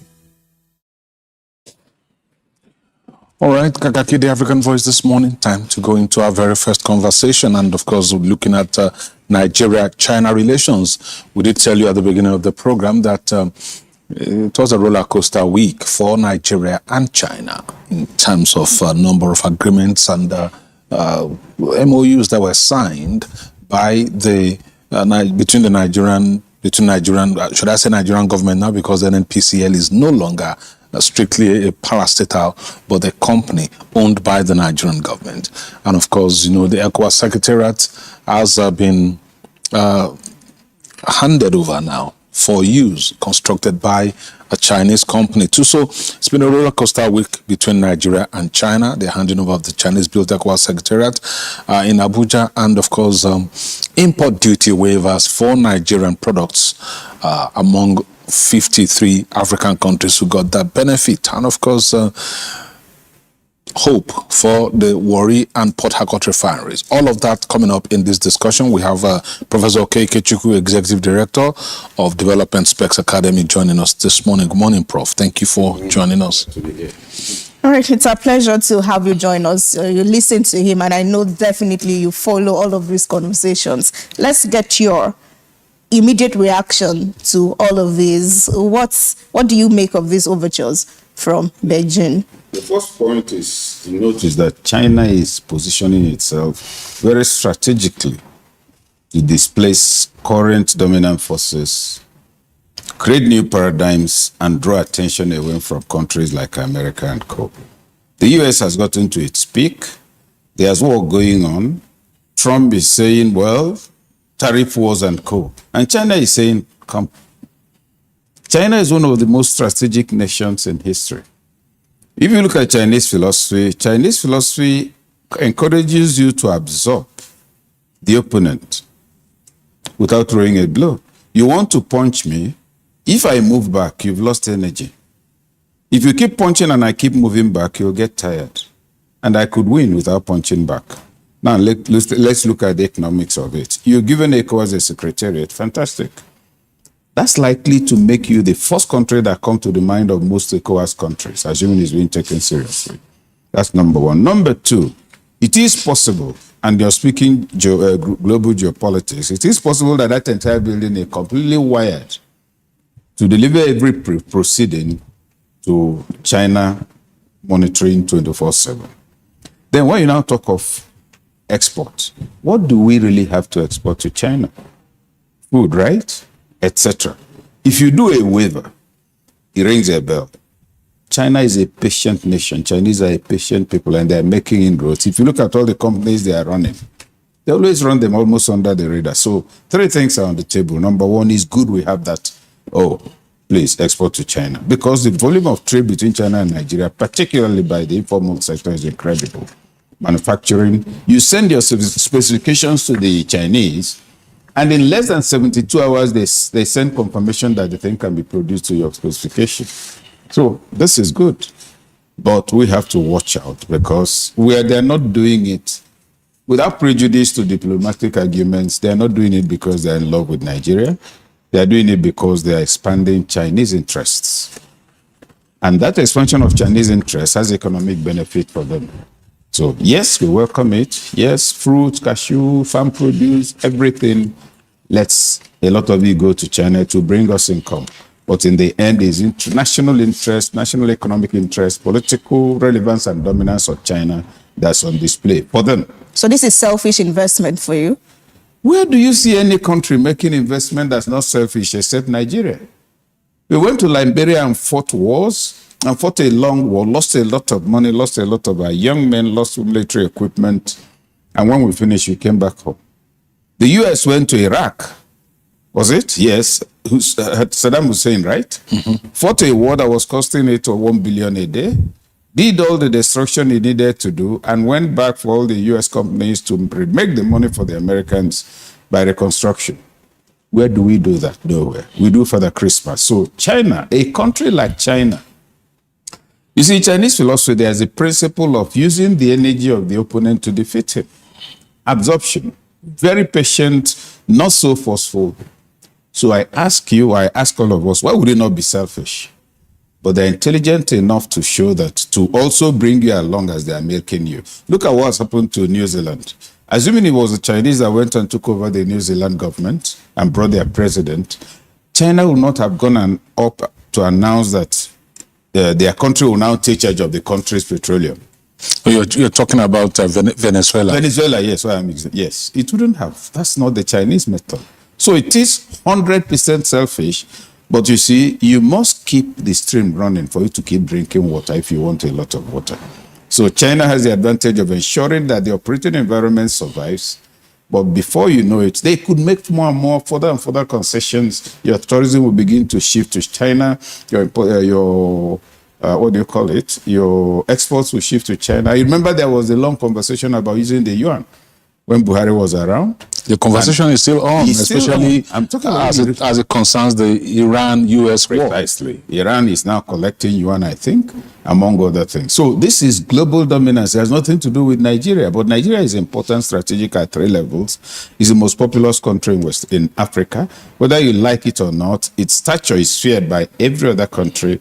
And if China can strike out a strong strategic interface with Nigeria, it becomes a major anchor point. I'd like to take it from the point of view that Nigeria is strategic to whoever is looking at it from outside of this country. But the question really is, these import waivers, they are for largely agricultural produce. Yes. So what does Nigeria really, when you bring a magnifying glass to look very closely, what does Nigeria stand to benefit? Nigeria stands to benefit by expanding its agricultural sector, because now you can say we have a ready market. But to have a ready market, remember, Nigerian is the head of customs, global customs today, Wale, and his performance on the job. That's why when he was appointed, I was on TV and I said, they are not doing Wale a favor, they're not doing Nigeria a favor. They have no choice but to choose the best in that sector. Now, he is also progressively streamlining, let me just say operability issues, interoperability issues across global custom. So he's the head. We are going to import more. Bottlenecks are likely to be reduced. Income from the agricultural sector is likely to move up. Farming will also very likely move up, because if you are calling for imports, China has developed mechanism through which you can farm a desert. Interest might arise in that regard. If you're not showing interest, they'll come and show you we have it. So we have the prospect of developing the agricultural sector extensively. Now that's more income for Nigeria. For China, it will also, you're feeding into their manufacturing. Remember, you're collecting raw materials. I think the Chinese were the first to produce yam pounder. Do they eat yam? No. They assess and determine a need and service it. That's what the Chinese are known for. So now we are moving in raw materials. Don't be surprised if you see tomorrow a certain product made out of the cashew you and I know, you pay more for it. So it's good for us. We're exporting. But what has to happen is that as this is going on, also those who are active in the agri sector should know that they now have a duty to ask themselves, how much of these things must we not export as raw materials? And that's where it can kick in for Nigeria. All right, talking about food right now, we are aware that China has officially scrapped import tariffs for almost all the countries in Africa, 53 over 54, granting duty-free access to the Chinese market for Africa's largest economies. Can we talk about what this portends for them, China, we, Nigeria, and then the Africa continent at large? It is very simple. Remember, they did an OAU building, I think. AU building. What it portends for China is that it is now the boldest and open step towards a complete takeover of global trade. The bulk of raw materials for international manufacturing comes from Africa. And when you're now told, bring it free, Africa is focused on China. So right now, the loser I see on the table is the US, Europe, among other things. So it offers us a lot. And that's the way I look at it, that with this opening of the space for all of Africa, it boils down to Africa will now shift. China will spend less where it doesn't need to spend. China will not be spending on wars. It will not be spending on so many things. US will be talking about global dominance, the one you can see, and progressively global dominance is distilled into China, and people are not paying attention, particularly Europe and the US. All right, let's look at what is perhaps the biggest game changer from the Nigerian standpoint here, the agreement signed between the NNPCL and a Chinese firm to revive and operate the Port Harcourt and Warri refineries. some people say that this MOU is one that needs to be carefully scrutinized. They're a bit skeptical about it, going by the history of attempts to rehabilitate those facilities over years, turnaround maintenance gulping hundreds of millions, if not billions of dollars. So what's your take on that? Well, the thing is to look at the sector holistically. I think I recall the first editorial we wrote on this in The Guardian was in 93. We said the problem was the fuel catalytic converter unit. That's always what's mentioned. Now, if you say you want to go and rehabilitate that refinery, I'll ask you, what's the condition of the equipment installed 30, 40 years ago? Even if they are functional, will they be as good as new? Instead of rehabilitation, my take is that we should have new refineries. It will take less time and you'll be on top of the technology. The technology of 40 years ago in refining is basically the same. The process and delivery time is different. I'm skeptical myself. We know refineries can be built in under a year and all of that. Number two, yes, the Chinese are coming and they will deliver on time. There are other concerns.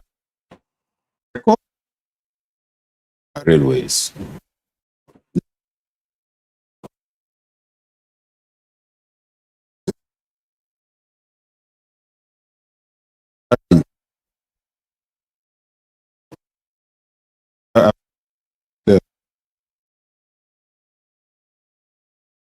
It's not like Chinese food. The point I'm making is, how did they take us with the railways under Abacha and in the past? What was the quality of trucks and all of that delivered? And I recall, I think it was China also that was involved in the rehabilitation of NTA. I think at some point, I hope I'm not mistaken. This is our national cash cow. That was under the military regime then? No, I don't think so. The rehabilitation of NTA? Was it military? Because I think Tony DJ at that time. Anyway, I don't recall the details, but there's something they did for the NTA. It was supposed to make it something else. It was a bit of furniture modification among other things, not exactly the kind of things that peel off over time. But let's not forget, China is a highly sophisticated country technologically.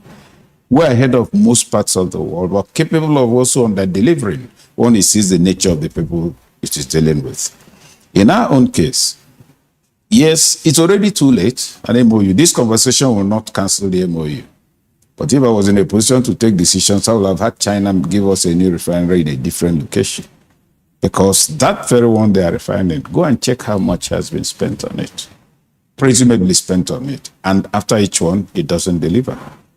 And it's part of a long story of corruption, of taking the name of Nigerians in vain, etc. So China might just rescue it, but my concern is quality. If you say today you're going to rehabilitate a wind power station, the type of metal types, strength of material and technology we use there will not be what was used to do what. So there's quite a lot of technical, but they can handle it.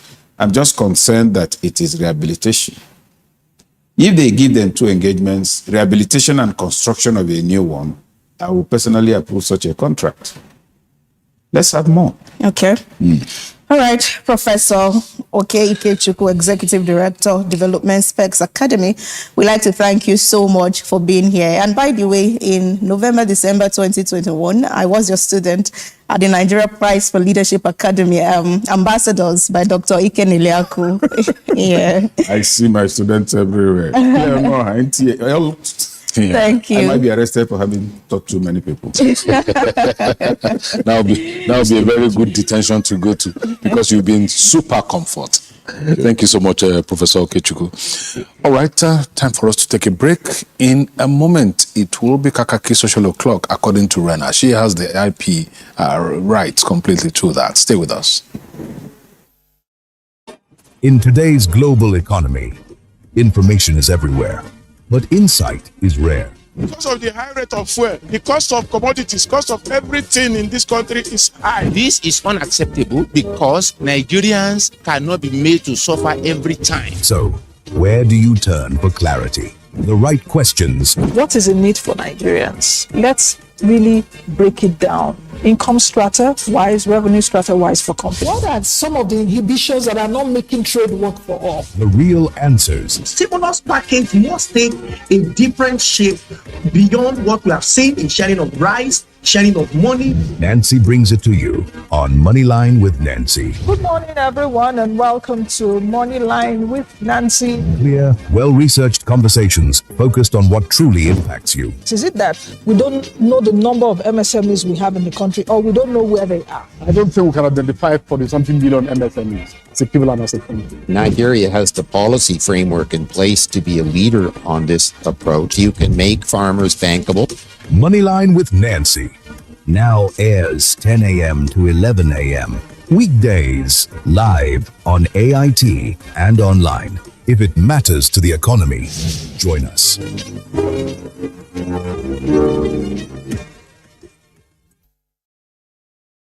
The issues as they break. The multitude, the political figure, the state and non-state actors. It's a serious threat to democracy. Governments seem to be incapable of protecting the scheming. This is not a period we should stay back and go. Every part of this country is important. The intrigue. There can be no one person that is bigger than the party. Deft moves and the momentous declaration. We didn't get any protection. I'm not particularly against anybody. We track and capture them all. I don't believe it was for that reason. Politics. Follow in-depth analysis and no-holds-barred interviews. Armed forces of the country is well capable. They need the political will. Are they just waking up from sleep? Is there complacency? Feel the pulse of happenings in the political arena on AIT Democracy Today. Widely acclaimed authority on politics. Monday to Friday, 7 p.m. Nigerian time. Good morning and welcome to Kakaaki Social this Wednesday morning. My name is Chidera Ezudoi. Welcome. Now, President Bola Ahmed Tinubu has urged Nigerians to prioritize continuity and sustained progress as the country prepares for the 2027 general elections. And the president said ongoing reforms and development efforts require stability to deliver lasting results and calling on citizens to support policies aimed at national growth. Tinubu's remark comes amid increasing political conversations ahead of the next election cycle. Now, let's see what netizens are saying concerning what our president said.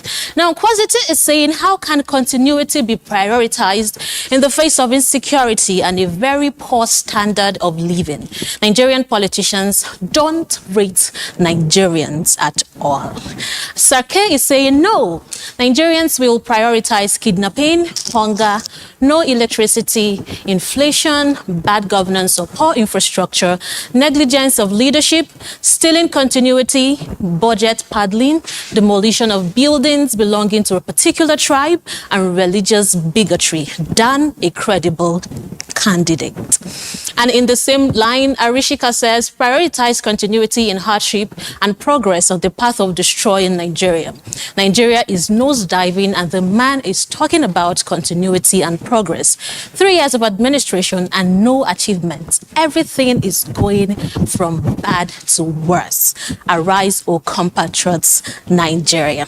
Now, the Senate President, Senator Godswill Akpabio, has dismissed the relevance of the African Democratic Congress, ADC, declaring that the party is dead. Akpabio made this remark while reacting to political developments ahead of future elections, sparking fresh debates across political space. Now, this statement has since drawn mixed reactions from supporters and critics of the opposition party. Let's see Akpabio's video.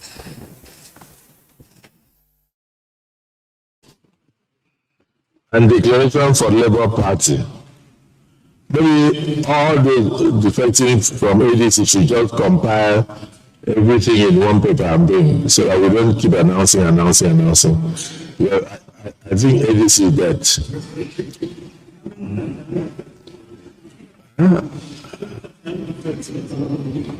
Well, that depends on the constitution.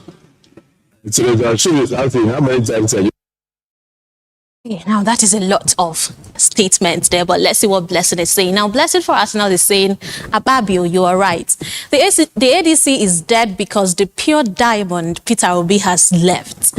has left them behind, but don't celebrate yet because your party is next.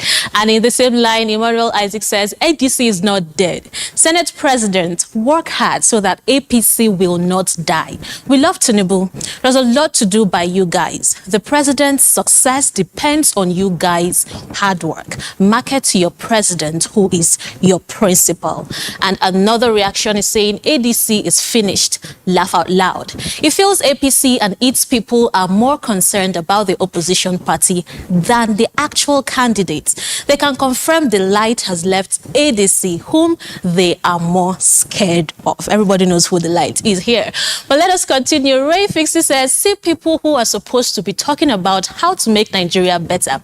They are busy talking about a party that is dead or not. Like, really?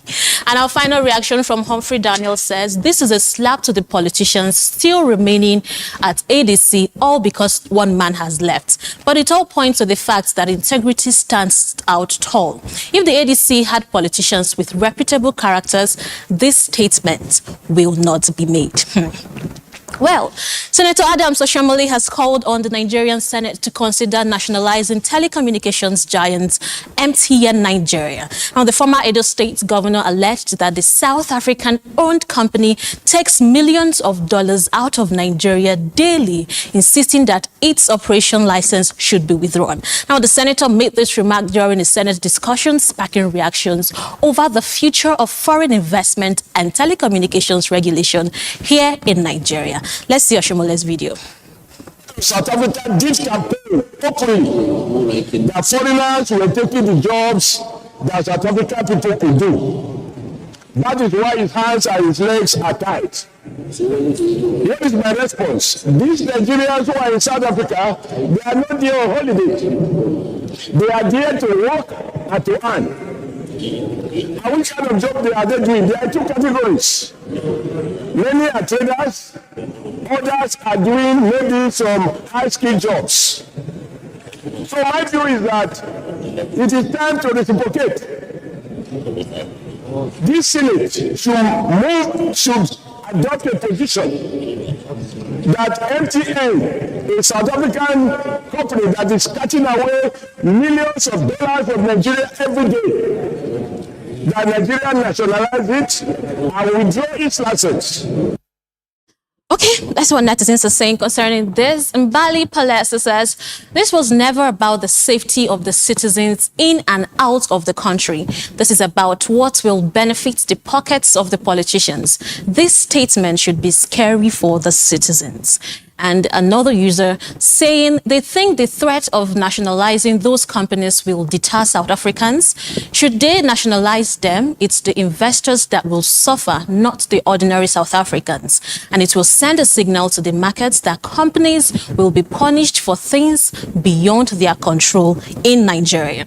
And we have another user, Adekunle, is saying two best performing telecoms in Nigeria are owned by foreigners. Yes, we want local industrialization, but this MTN nationalization should be condemned. Our Glo, the third telecom, performs poorly. Which publicly handled sector has been well managed by the federal government? And Newspeaks is saying nationalizing MTN Group or withdrawing its license won't just affect a company. It impacts jobs, customers, and investor confidence. Solutions should target the actual issues, not create wider economic fallout. I think we have one more user. Okay, that is that. Now, the Inspector General of Police, Tunji Disu, has directed all police officers to wear their name tags at all times while on duty. Speaking on accountability and professionalism in the force, the police boss stressed that every officer, including himself, must be properly identified while carrying out official duties. According to him, visible name tags will help promote transparency and public trust in policing. Let's see the boss's video. All police officers should have their name tags. All of us on the high table have our names, apart from the undercover among us. If you look at all the commissioners of police, we have our name tag. So it is not our standard. And everybody I've heard, let us look out for that. Okay, that was his video right there. And this is a London J says, and these two, that is body cams, including the name tags and body cams. Now, he says, very easy to carry around. When your officers are on duty, they should wear it. Any officer without it then is authorized civilian with arm. When someone is being harassed, the person can easily get the recording from any headquarters using the officer's name and the name of the branch. That is a very good development. Now, Francis is saying, go and have the discussions with all the respective DPOs in their different area zones and stations and leave press release. We have Quadro who says, I know the IGP means well with this directive. However, the force itself seems to lack internal enforcement of its own directive from top to bottom, and which is why most officers hardly comply with the IGP's guidelines.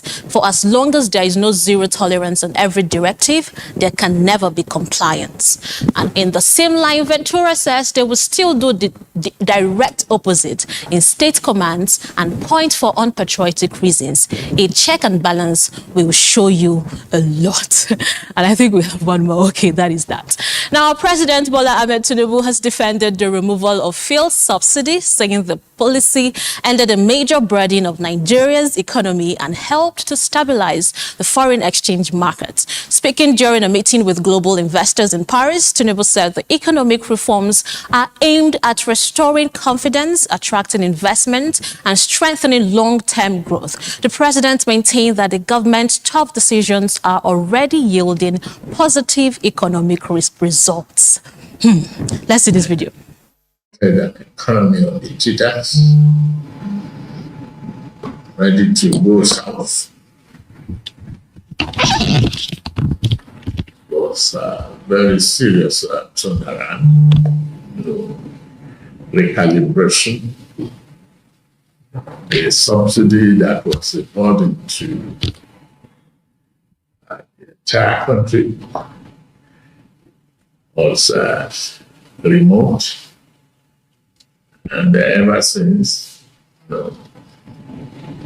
today we've achieved the exchange rate stability, like floating the currency, you are able to have a better return on the bonds. And the consistency the name of the game and shows some serious transparency.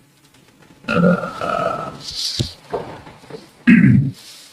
just to captain the team and bring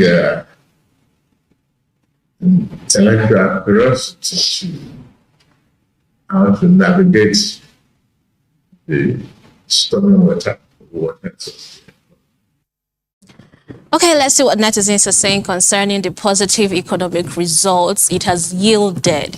And Tunde says no problem was solved by removing the subsidy in the first instance. It was removed to enrich the state and local government, just to solidify APC's stronghold ahead of the elections. They know money moves the world, but has forgotten that times are changing. And we have good news. Who says, hate him or love him, Bola Ahmed Tinubu has his foot on ground. You cannot doubt his ability to make tough decisions and write scary storms. May his good intentions succeed. Amen.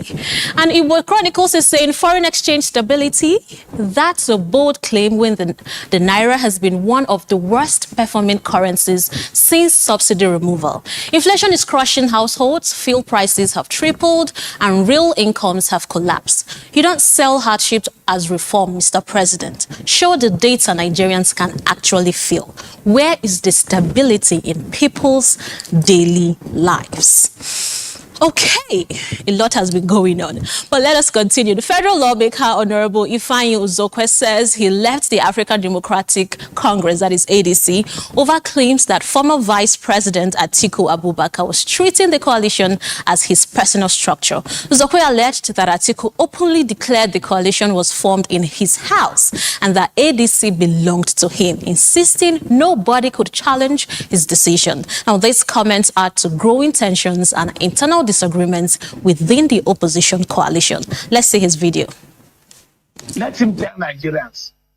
Therefore, you are telling us the mass movement. We left ADC because His Excellency Atiku Abubakar said that coalition was formed in his house, that ADC is his party, that nobody will tell him anything. We went to him and said, can you step down and leave Peter Obi, Rotimi Amechi and others to go into primaries? Let Atiku say he is stepping down today, that Rotimi Amechi, that he has considered to the south, that Rotimi Amechi and Peter Obi should go to the field and do primaries, or any other person from the south.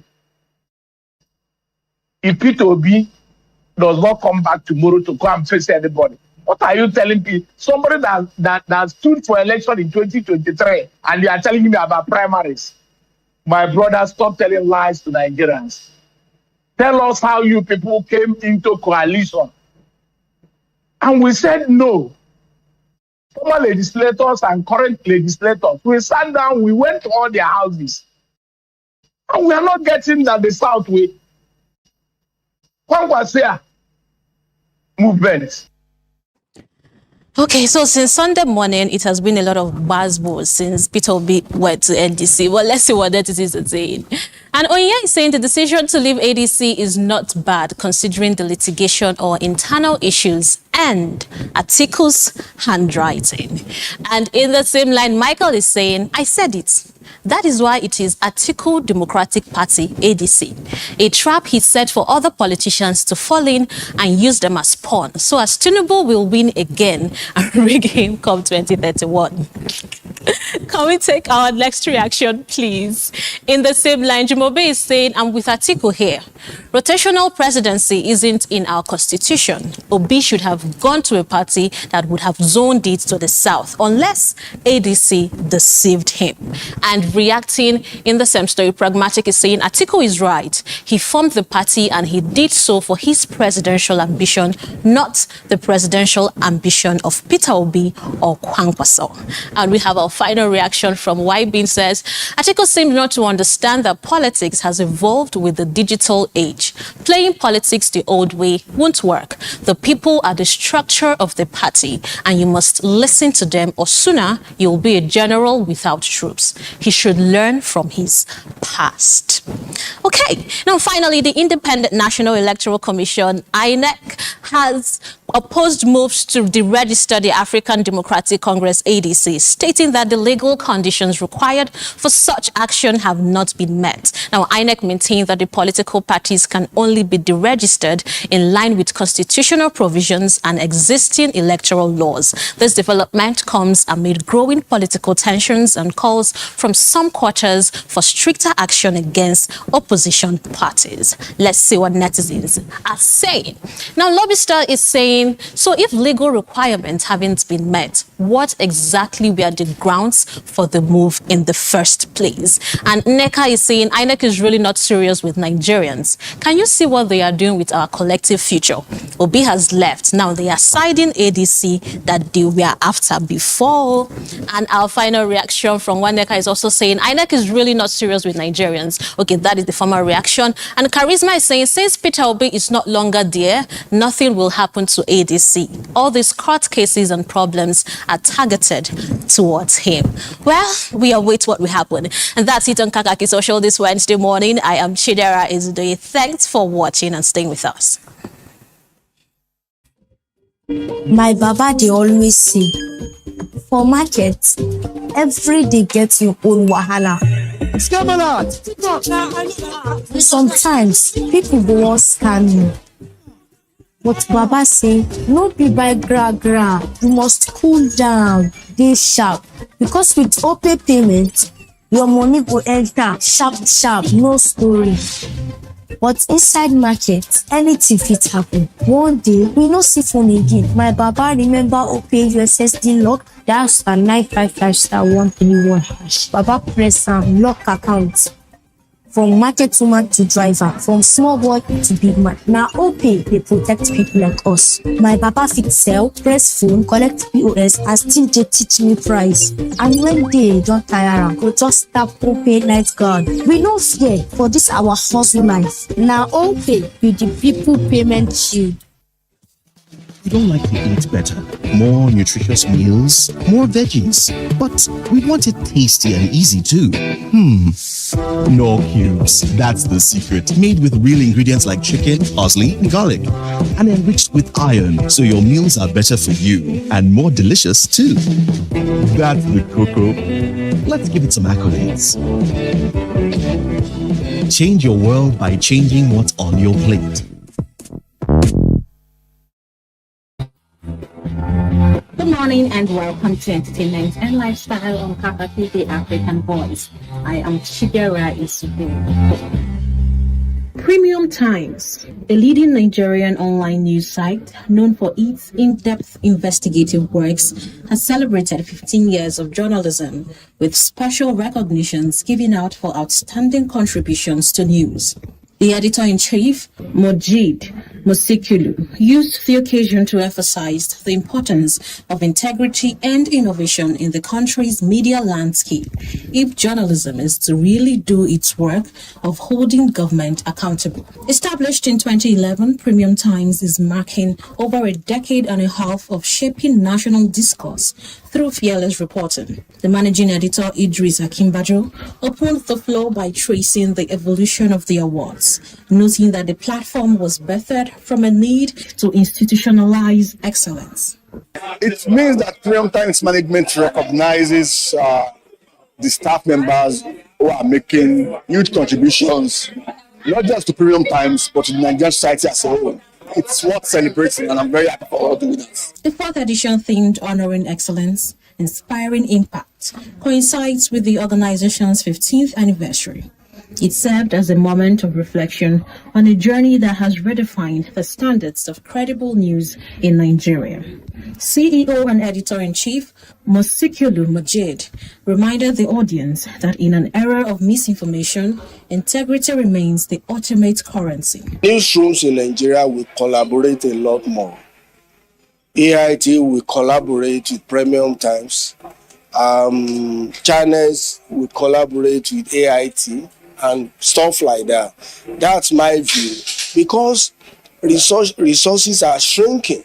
One of the ways we can remain alive is to collaborate. The night saw several professionals walk away with the Golden Plaque across various categories, from the Reporter of the Year to the Digital Strategist and Business Development staff. The awards recognized the full spectrum of the newsroom's engine room. The most challenging part was having to travel to some rural parts of Kaduna State, with the insecurity, the kidnapping, and that was going on. So it was very challenging. Journalism to speak more for those who don't have voices, represent them, and then drive our democracy for accountability in governance. Beyond the trophies, the event was a rallying cry for the industry. Special guests in their goodwill messages lauded Premium Times for its consistency in holding power to account, even in the face of adversity. As the curtains fell on the evening, the consensus was clear. While the tools of journalism may change, the commitment to public good must remain unshakable.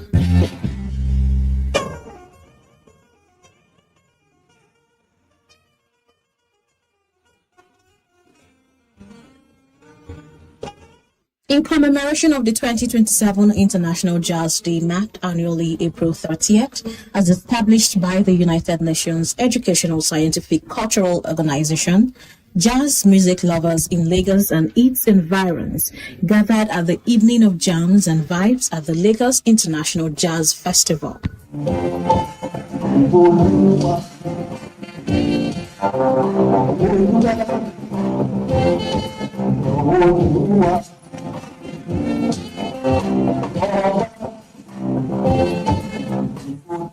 London Jazz Festival, Cape Town International Jazz Festival, Tokyo Jazz Festival, Montreal, Montreux.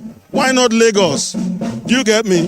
And those festivals, you have 300, 400, 500,000 people coming in. Do you understand what I'm saying? To the city. So it has an economic impact on that city. So Lagos, as it grows, and it will grow, jazz is reflective music. It's kind of like mature. It's it's art music rather than body, or you understand what I'm saying? So I think if you're intellectual, jazz is like classical music, not the classical music, but like African American classical music. Jazz has an enduring quality, I believe, particularly for older folks like us.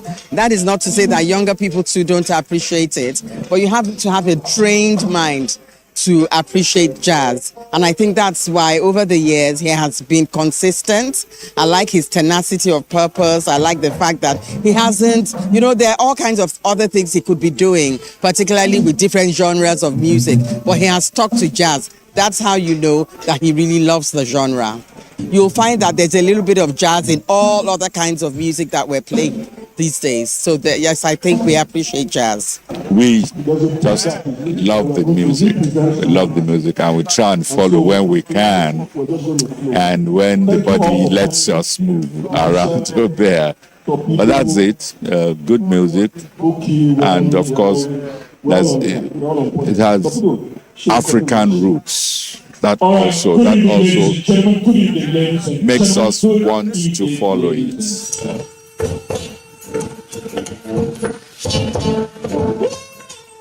Lovers of the genre of music describe jazz as a conscious music for young and old. Just look at what we have here. We have a lot of great people performing music here, and then we have a lot of young people that are here. So obviously they are getting inspired and stuff. It's a soul thing, right? It helps you connect, right? Music generally is spiritual, right? And when you say when it comes to jazz, you're like bringing the spirit home, and it helps you to connect to people. It helps you to reach out to people, right? So it's beautiful. I so much love it, and jazz is a living thing. Jazz is a living thing. I go to jazz club at least about twice in a month. This particular one is very nice, and we must keep it up. We must not let it die. Attending this thing today is very nice. I really love that people are attending this thing again, and seeing Bessie Donije himself with his wife, Burna Boy's grandmom and granddad. I love it. I've been listening to jazz since the 70s. I really love jazz a lot. Really, it is for the older people. But the younger ones, they don't really understand.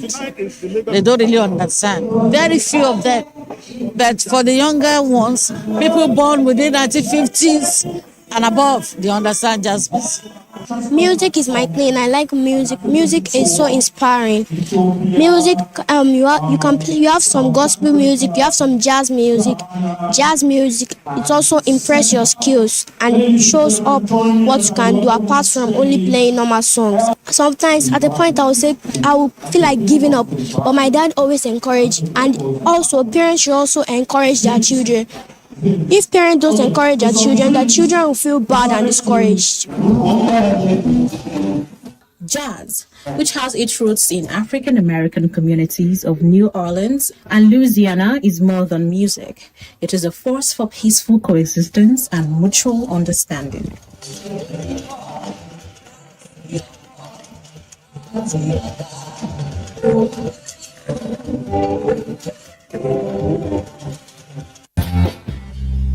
Actor-turned-politician Desmond Olushola Elliott has officially declared his intention to seek re-election for Surulere constituency in the forthcoming Lagos State House of Assembly election. The lawmaker made the announcement while addressing supporters and party members, stating that his decision was driven by a desire to continue ongoing developmental projects and legislative representation for the people of Surulere. Desmond Elliott, who first gained fame in Nollywood before venturing into politics, has represented the constituency since 2015 under the platform of the All Progressives Congress APC. His re-election bid has continued to generate reactions from supporters and critics alike, as political activities gradually build ahead of the next general elections in Lagos State. That's an entertainment and lifestyle. I am Chidera Isubu. All right, thank you so much for staying with us on Kakaaki, the African Voice, entertainment and lifestyle. They're coming to you, part of our midweek package on the program. Now let's take you to something, an event that, should I call it an event? Not really an event, something that spontaneously blew out in Calabar, the capital of Cross River State, where university students staged a protest over the death of 3 students and a staff member of the university in a fatal road crash along the Calabar-Itu highway. The protest, which began at the General Hospital in Calabar, later turned chaotic after aggrieved students vandalized parts of the facility over allegations that victims of the crash were neglected and rejected during emergency treatment. The protesting students stormed the General Hospital in Calabar demanding answers, insisting that some of their colleagues could have survived with quicker medical attention. During the commotion, windows in some wards were shattered, creating panic within the facility as some of the patients reportedly fled for safety. The protesters later marched through major roads in Calabar, causing traffic disruptions as they headed towards the government house, but tensions heightened at the Millennium Park after security operatives fired tear gas to prevent the protests from turning violent. Following the intervention, leaders of the students were allowed into the government house, where they met with the Deputy Governor Peter O'Day. I've said about the general, but I've invited the Commissioner for Health, you understand, to come and brief me as to what happened on that day. And if truly students were rejected on that day, you are going to see the action that government will take. But please tell the student to remain calm. Meanwhile, the Cross River State Commissioner for Health, Dr. Henry Ayu, visited the General Hospital to assess the level of the damage caused during the protests. We gave our best as a hospital, as a response to this emergency. It is unfortunate that, and let me add that for us here, we didn't treat anybody who ended up dying. The protest underscores growing public concern over road safety on the Calabar-Itu highway and renewed calls for stronger emergency healthcare response in the state. In Emersat Ifiok, AIT News, Calabar. Well, I don't know. There's a mishmash of emotions in me watching that report from Emersat, all the way from Calabar. The students of the University of Cross River State protesting the death of some of their colleagues and of course a member of staff in that fatal road crash along the Calabar-Itu highway. For those who know that part of Nigeria very well, that highway is one of the very, very bad roads that we have in Nigeria. It's even as far back as when I was a youth corps member in Calabar in the late 80s, especially the Itu bit, it wasn't really very good. And now it's really gone very, very bad. So that's one. A number of things came to mind very quickly. And I think Emersat also talked about that in her report. Our emergency response system. What is it like? When a crash takes place, what happens next? Who gets there first? Usually what you find is other motorists stopping on the road. If you're lucky, you'll find a medical personnel in one of the vehicles traveling along the road, and they could render some help. But what can they do with bare hands? How much help can they render with bare hands? That's the first level, emergency response system. What do we do with it? How well prepared for that are we? Second, the hospitals themselves. How equipped are they to respond to these emergencies? So you have bad roads, you have ill-equipped hospitals. How does that help save the lives of people who are caught in these unfortunate situations? And in this case, they protested, the students of Unicross protested on Wednesday. So we had it on Kakaaki Social yesterday, where yes, I saw videos of the students destroying their ambulance, for example, and say the signposts there of the hospital. However, what they are demanding is the emergency response, as you mentioned, as well as the rejection of of accident victims, which is prohibited by our laws. For example, the key legal provisions in 2024, the National Health Act, Section 20 of that act specifically state that a healthcare provider or establishment shall not refuse a person emergency medical treatment for any reason whatsoever. Again, in 2017, compulsory treatment and care for victims of gunshot act. It says, while focused on gunshot wound, this act and subsequent government directive have been extended to include accident victims, and their police directives as well. Also had the IGP saying that it ordered all medical facilities to provide prompt treatment to accident and gunshot victims without waiting for a police report.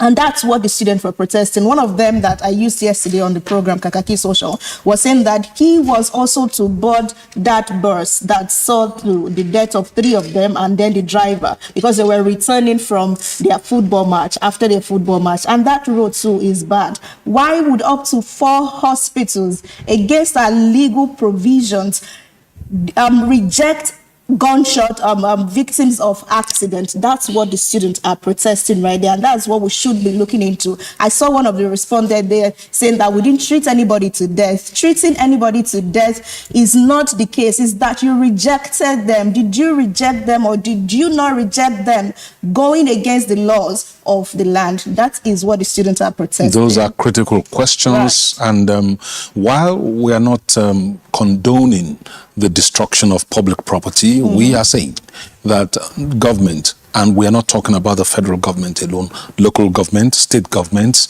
as well as the federal governments, need to take a second look at the roads first, the hospitals, the healthcare delivery system. Too many Nigerian lives are being lost on a daily basis, and we need it to stop. Condolences to the families that lost their children and their staff members of that family. Anyway, time now for us to move away from that and go into our second conversation this morning, looking at the task ahead for the new Minister of Power. That's when he becomes, when he's confirmed by the Nigerian Senate and is sworn in. So we have a minister designate now, Olasun Komitegbe. That's his name. He's from Oyo State, and he's likely to take over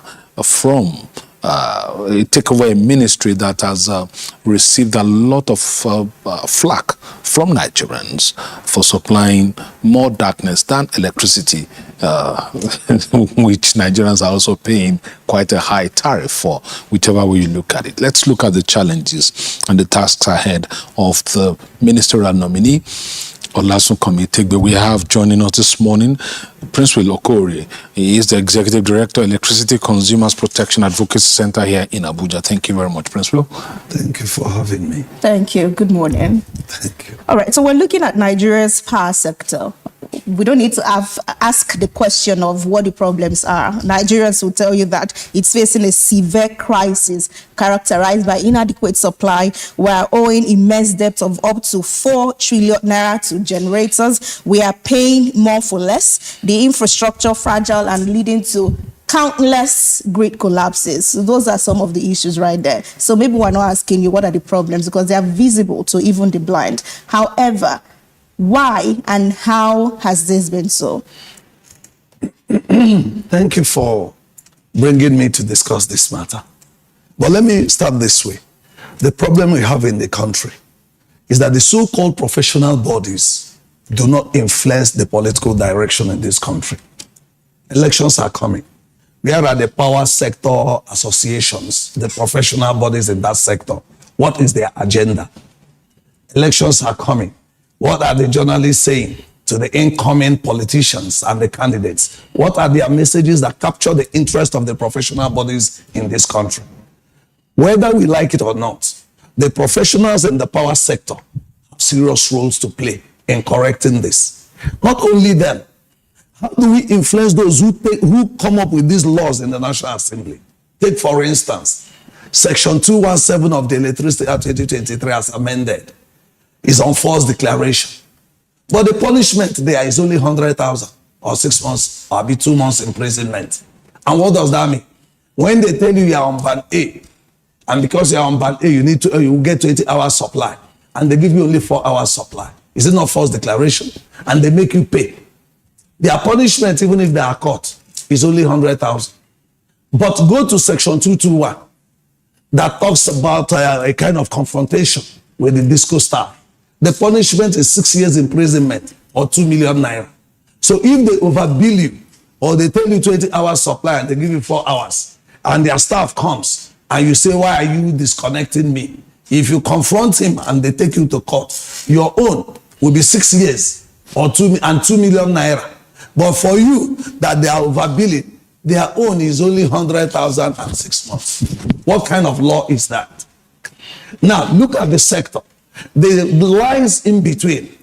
Do you know that there is a penalties and offenses segment of the Electricity Act, which is it is in section 209 down to 226. When you talk about vandalism, you talk about electricity theft, you talk about offenses of companies, they are there. Who is enforcing? No enforcement unit. The Ministry of Power doesn't have any unit that enforces. NEC doesn't have any unit. None of the distribution companies has a unit to enforce. And then what we hear them, any moment you're talking about power, they tell you people are vandalizing our equipment. Who have they caught? People are abusing us and fighting us. Who have you caught? Now they take advantage of the loophole in coordination of the sector to extort consumers. The minister that has come, the first question here is, what is the investment of the distribution companies in infrastructure in the power sector? How many transformers have they purchased? How many feeder pillars did they break? Even meter, it is the consumers that are paying. At the end of the day, you now ask a question, is there law and order in this country? When they say in section 34 of the Constitution that talks about against torture and inhuman and degrading treatment, in the power sector today, Nigerians are tortured. They are treated in an inhuman manner. They are being degraded. The question you now ask is, where is the link between the Electricity Act and Constitution? There's no link, because the consumers are abused at will. Nothing happens. The worst that has happened now is shifting it to the state electricity markets. People are celebrating. That is providing opportunity for governors to provide appointment for their political followers who don't have technical knowledge of the sector. And when they don't have the technical knowledge of the sector, what do you expect? All right. I give you an example. In Imo State, as we speak today, Transpower is operating in Imo State without license. How can a non-licensed entity be collecting money from, they collect as much as 20,000 naira from a widow living in one room with one ball. 20,000 naira a month, some 18,000. Nothing is done. And then why will the state government allow a non-licensed entity to be extorting and collecting money from consumers? All right. They are owing, in fact, the regulator there has looked into most of the complaints of consumers.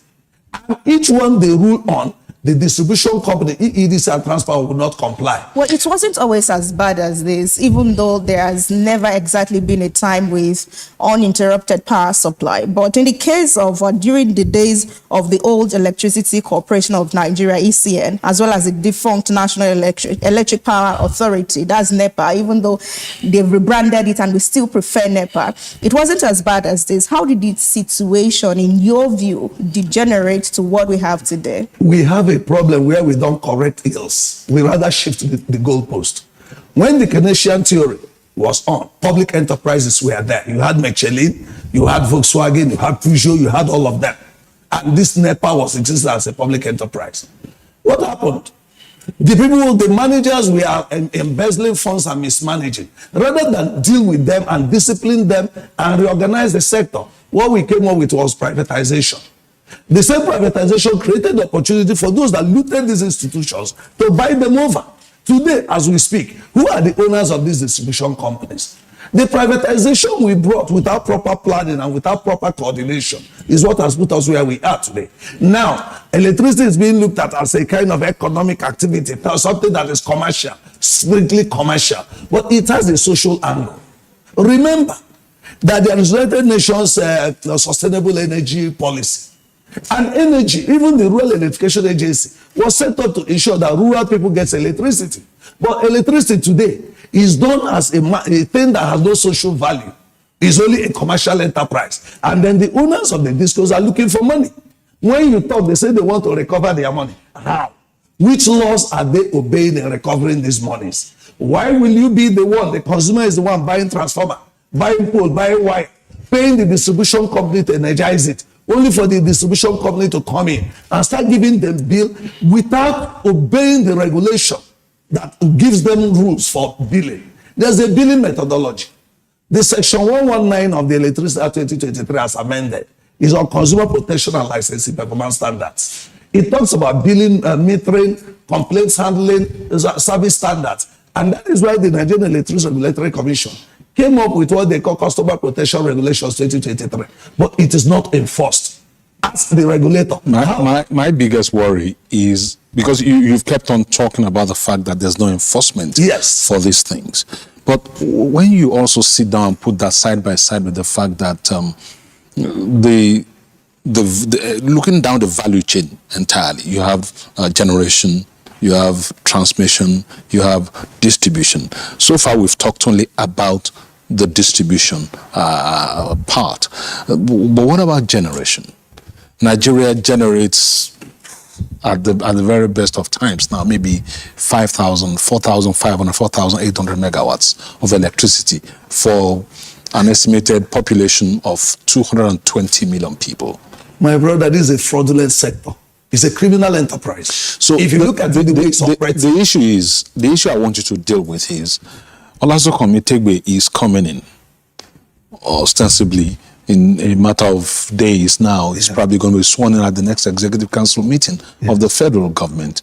Now, what do you think he should be doing about all of these issues? Let's talk about the few issues you've articulated first.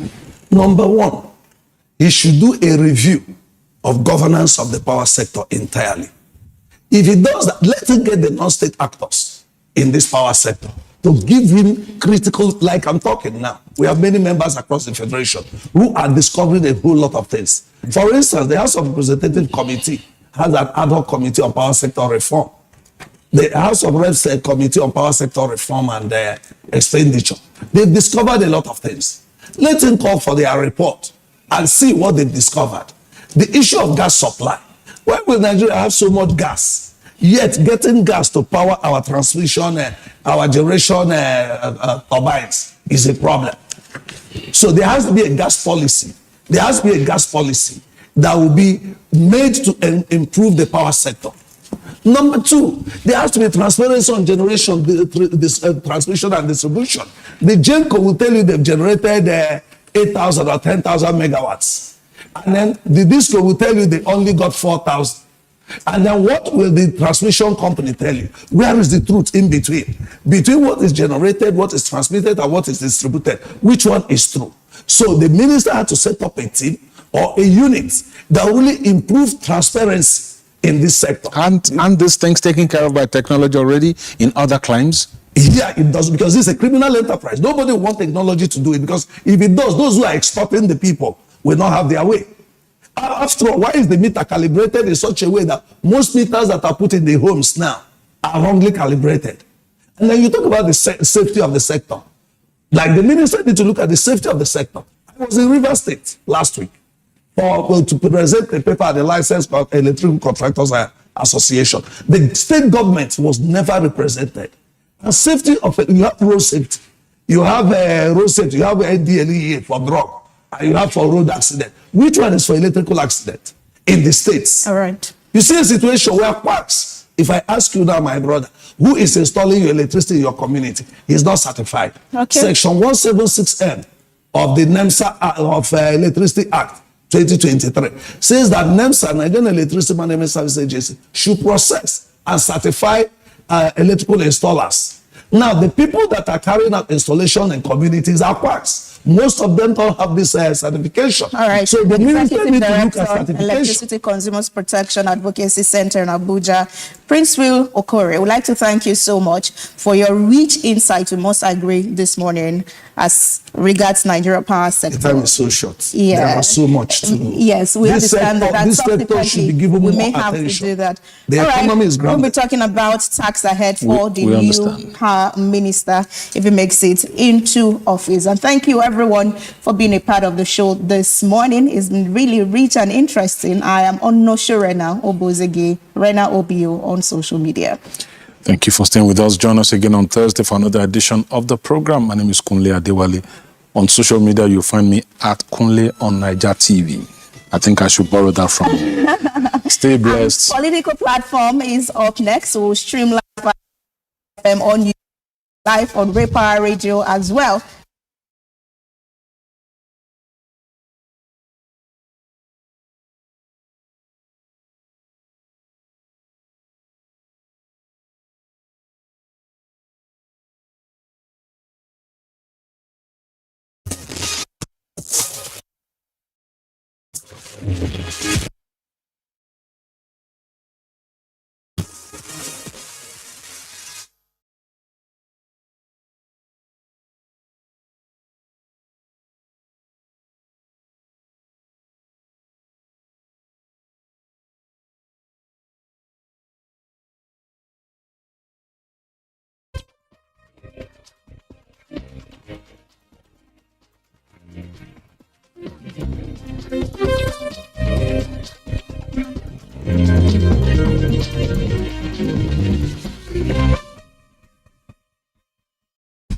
We run this place, so let's act like it.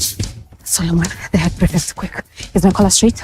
We'll be out of Mbule High before you can pronounce the word scholarship. We have a mystery to solve. Only way we can make a difference is if we stick together. When I'm head prefect, each and every student will have a voice. You need to show that news quick on Mbule. I hate this school!